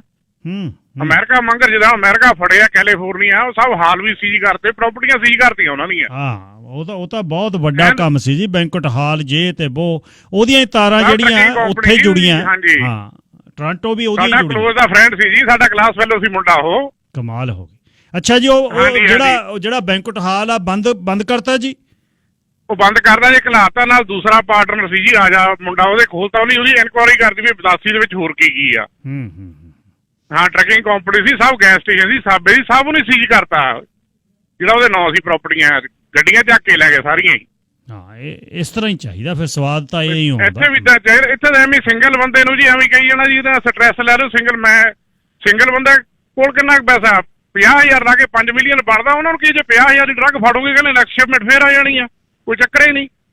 ਬਿਲਕੁਲ ਜੀ। 2 ਮੈਂ ਸ਼ੋਅ ਲੈ ਕੇ ਆਉਣੇ ਨੇ ਅਗਲੇ ਦਿਨਾਂ 'ਚ। ਇੱਕ ਡੇਲਵਾਲ ਸਾਹਿਬ ਉਹਨਾਂ ਨੂੰ ਕਰੂੰਗਾ ਇੱਕ ਦਿਨ ਬੇਨਤੀ ਕਿ ਰੀਅਲਟਰ ਦੇ ਬਾਈ ਲਾਅ ਰੂਲਸ ਕੀ ਨੇ। ਦੂਸਰੀ ਗੱਲ ਕਰੂੰਗਾ ਮੈਂ ਬ੍ਰਿਜਮੋਹਨ ਉਹਨਾਂ ਦੇ ਨਾਲ ਵੀ ਜਿਹੜੀ ਮਨੀ ਦੇ ਨਾਲ ਘਰ ਖਰੀਦਣੇ ਨੇ ਉਹ ਕਿੱਥੋਂ ਆਉਣੀ ਚਾਹੀਦੀ, ਉਹਦਾ ਰੀਜ਼ਨ ਦੇਖਦੇ ਆ ਕੋਈ ਵੀ ਇੰਟਰਸਟ 'ਚ ਤੁਸੀਂ ਕੋਈ ਘਰ ਦੀ ਕੰਪਲੀਸ਼ਨ ਕਰਾਉਣੀ ਹੈ ਤੇ ਤੁਸੀਂ ਉਸ ਘਰ ਦੀ ਕੰਪਲੀਸ਼ਨ ਦੇ ਤੁਸੀਂ ਵਕੀਲ ਹੋ, ਕਿੱਥੋਂ ਆਇਆ $14 ਲੱਖ? ਕੀ ਇਹ ਕਿਤੋਂ ਚੈੱਕ ਹੁੰਦਾ ਜਾਂ ਨਹੀਂ? ਬਸਰਾ ਸਾਹਿਬ, ਲਾਈਨ ਨੰਬਰ 1। ਗਿੱਲ ਸਾਹਿਬ ਦੇਖੋ, ਮਸਲੇ ਤਾਂ ਕਈ ਆ। ਇੱਕ ਕੁਝ ਸਾਡੇ ਜਿਹੜੇ ਸਪੈਸ਼ਲਿਸਟ ਹੈਗੇ ਆ ਜਿਹੜੇ ਦੱਸਦੇ ਜੀ ਇੰਨੇ ਘਰਾਂ ਦੀ ਵਿਕਰੀ ਹੋ ਗਈ ਤੇ ਫੋਰਨ ਵਾਇਰ ਵਿੱਚ ਹੈ ਨਹੀਂ, ਉਹ 2% 3% ਕੰਸੀਡਰ ਕਰਦੇ ਆ, ਜਦ ਕਿ ਉਹਨਾਂ ਨੂੰ ਇਹ ਨਹੀਂ ਪਤਾ ਹੈਗਾ ਕਿ ਜਿਹੜਾ ਫੋਰਨ ਵਾਇਰ ਆ ਉਹ ਇੱਥੇ ਆਪਣੇ ਕਿਸੇ ਵੀ ਰਿਸ਼ਤੇਦਾਰ, ਕਿਸੇ ਵੀ ਪੁੱਤ ਧੀ ਜਿਹੜਾ ਇੱਥੇ ਕੋਈ ਪੜ੍ਹਨਾ ਆਇਆ, ਕੁਛ ਹੋਰ ਆਇਆ ਆ, ਉਹਨਾਂ ਦੇ ਨਾਂ ਉੱਤੇ ਪ੍ਰਾਪਰਟੀਆਂ ਖਰੀਦ ਹੋ ਰਹੀਆਂ।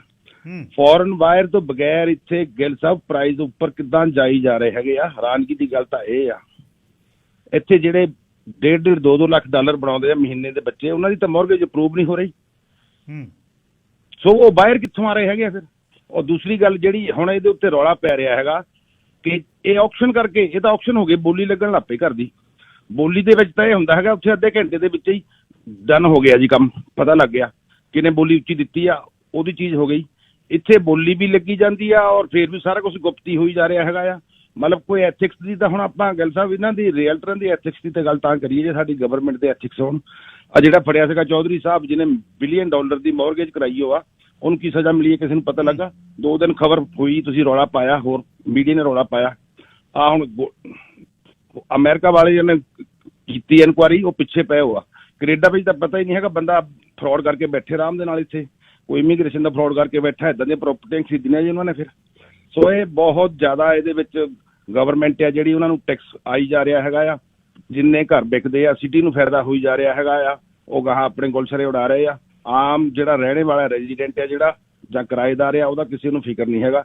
ਸੋ ਇਹ ਮੈਨੂੰ ਲੱਗਦਾ ਹੈਗਾ ਜੀ ਇਹ ਤਾਂ ਬੰਬੇ ਦਿੱਲੀ ਨਾਲੋਂ ਵੀ ਹਾਲ ਬੁਰਾ ਹੋ ਜਾਣਾ। ਥੈਂਕ ਯੂ ਤੁਹਾਡਾ ਬਹੁਤ। ਥੈਂਕ ਯੂ, ਧੰਨਵਾਦ। ਇੰਦਰ ਸਿੰਘ ਜੀ ਕੀ ਕਹਿਣਾ ਚਾਹੁੰਦੇ ਹੋ? ਹਾਂਜੀ ਹਰਜੀਤ ਵੀਰ ਜੀ ਸਤਿ ਸ੍ਰੀ ਅਕਾਲ, ਦੁਬਾਰਾ ਫੋਨ ਕੀਤਾ ਮੈਂ। ਹਾਂਜੀ ਮੈਂ ਕਿਹਾ ਜਿਹੜਾ ਇੰਸ਼ੋਰੈਂਸ ਬਾਰੇ ਵੀ ਨਾ ਤੁਸੀਂ ਦੱਸਿਆ ਸੀ ਉਹ ਮੇਰੇ ਨਾਲ ਹੋਈ ਸੀ। ਜਿਹੜੇ ਨਾ ਮਤਲਬ ਫਲੀਟ ਵਿੱਚ ਆ ਉਹ ਚੱਕਰ ਨਹੀਂ ਚੱਲਦਾ, ਇਹਦਾ ਨਵੀਆਂ ਕੰਪਨੀਆਂ ਖੁੱਲਦੀਆਂ, ਡਰਾਈਵਰੀ ਆਪਾਂ ਕਰਨਾ ਪਹਿਲੇ ਉਹ ਚੱਕ ਕੇ ਜੀ ਤੁਹਾਡਾ ਨਾਮ ਪਾਉਂਦੇ ਦੇਖਿਆ ਵੀ ਡਿਸਕਾਊਂਟ ਵੱਧਦਾ। ਮੇਰੇ ਨਾਲ ਹੈਪਨ ਹੋ ਗਿਆ ਸੀ, ਚੱਕ ਕੇ ਮੇਤੇ ਦਾ ਭਾਰਤਾ ਸੀ ਇਹ ਵੀ ਜੀ ਇਹਦੀ ਫਾਲਟ ਆ ਯਾਰ। ਮੈਂ ਕਾਰ ਦੀ ਇੰਸ਼ੋਰੈਂਸ ਕਰਾਈ 1996 ਦੀ ਗੱਲ ਆ, ਉਤੋਂ ਹੀ ਤਾਂ ਪਾਤਾ ਮੇਰੇ ਤੇ ਯਾਰ ਮੈਂ ਇੰਸ਼ੋਰੈਂਸ ਕਰਾਣੀ। ਉਹਨੇ ਕਹਿਣਾ ਤੇਰੀ ਫਾਲਟ ਆ। ਮੈਂ ਕਹਿਣਾ ਮੈਂ ਤਾਂ ਫਲੀਟ ਦਾ ਟਰੱਕ ਵਾਲਾ ਡਰਾਈਵਰ ਸੀ। ਇਸ ਕਰਕੇ ਜਿਹੜੇ ਬੰਦੇ ਨਾਲ ਹੁੰਦਾ ਉਹਨੂੰ ਕਹੋ ਜੇ ਇੰਸ਼ੋਰੈਂਸ ਕਰਾਉਣ ਜਾਂਦੇ, ਲੈਟਰ ਵੀ ਆਉਂਦੀ, ਉਹਨਾਂ ਨੂੰ ਉੱਥੇ ਜਾ ਕੇ ਆਰਗੂਮੈਂਟ ਕਰੋ ਇੰਸ਼ੋਰੈਂਸ ਕਰਾਉਣੇ ਵੀ ਤੂੰ ਭਾਈ ਉਹਨਾਂ ਨੂੰ ਕਾਲ ਕਰ, ਫਿਰ ਮੇਰੀ ਇੰਸ਼ੋਰੈਂਸ ਕਰਾ, ਫਿਰ ਇੰਸ਼ੋਰੈਂਸ ਸਸਤੀ ਹੋ ਜਾਂਦੀ ਹੈ ਜੀ। ਮੇਰੇ ਨਾਲ ਬਹੁਤ ਸਾਲ ਚੱਕਰੇ ਚੱਲਦਾ ਰਿਹਾ। ਪਰ ਹੁਣ ਇਹਨਾਂ ਨੇ ਸਤੰਬਰ 1 ਤੋਂ ਲਿਖ ਕੇ ਦੇਤਾ ਜੀ 2019 ਚ 1 ਸਤੰਬਰ ਤੋਂ ਬਈ ਜੇ ਤੁਸੀਂ ਫਲੀਟ ਵਾਲੇ ਤੇ ਐਟ ਫਾਲਟ ਹੋ ਤੁਹਾਡੇ ਘਰਾਂ ਵਾਲੀਆਂ ਗੱਡੀਆਂ ਦੀ ਇੰਸ਼ੋਰੈਂਸ ਵਧੇਗੀ। ਹਾਂਜੀ ਨੇ ਮੇਰੇ ਤਾਂ ਚੱਲਦੀ, ਮੈਂ ਤਾਂ ਕਹਿੰਦੇ ਫੇਰ ਵੀ ਚਲੋ ਉਹਨਾਂ ਨੂੰ ਕਾਲ ਕਰ ਲੈਣ ਬੰਦੇ ਤੇ ਇੰਸ਼ੋਰੈਂਸ ਵਾਲਿਆਂ ਨੂੰ ਕਹਿਣ ਜੀ। ਹਾਂਜੀ ਥੈਂਕ ਯੂ ਵੀਰ ਜੀ। Okay, Sat Sri Akal. Thank you. ਇਹ ਸੀ ਜੀ ਅੱਜ ਦਾ ਪ੍ਰੋਗਰਾਮ। ਕੱਲ ਨੂੰ ਫੇਰ 9:15 ਵਜੇ ਸੇਵਾ 'ਚ ਹਾਜ਼ਰ ਹੋਣਾ। ਰੱਬ ਰੱਖਾ।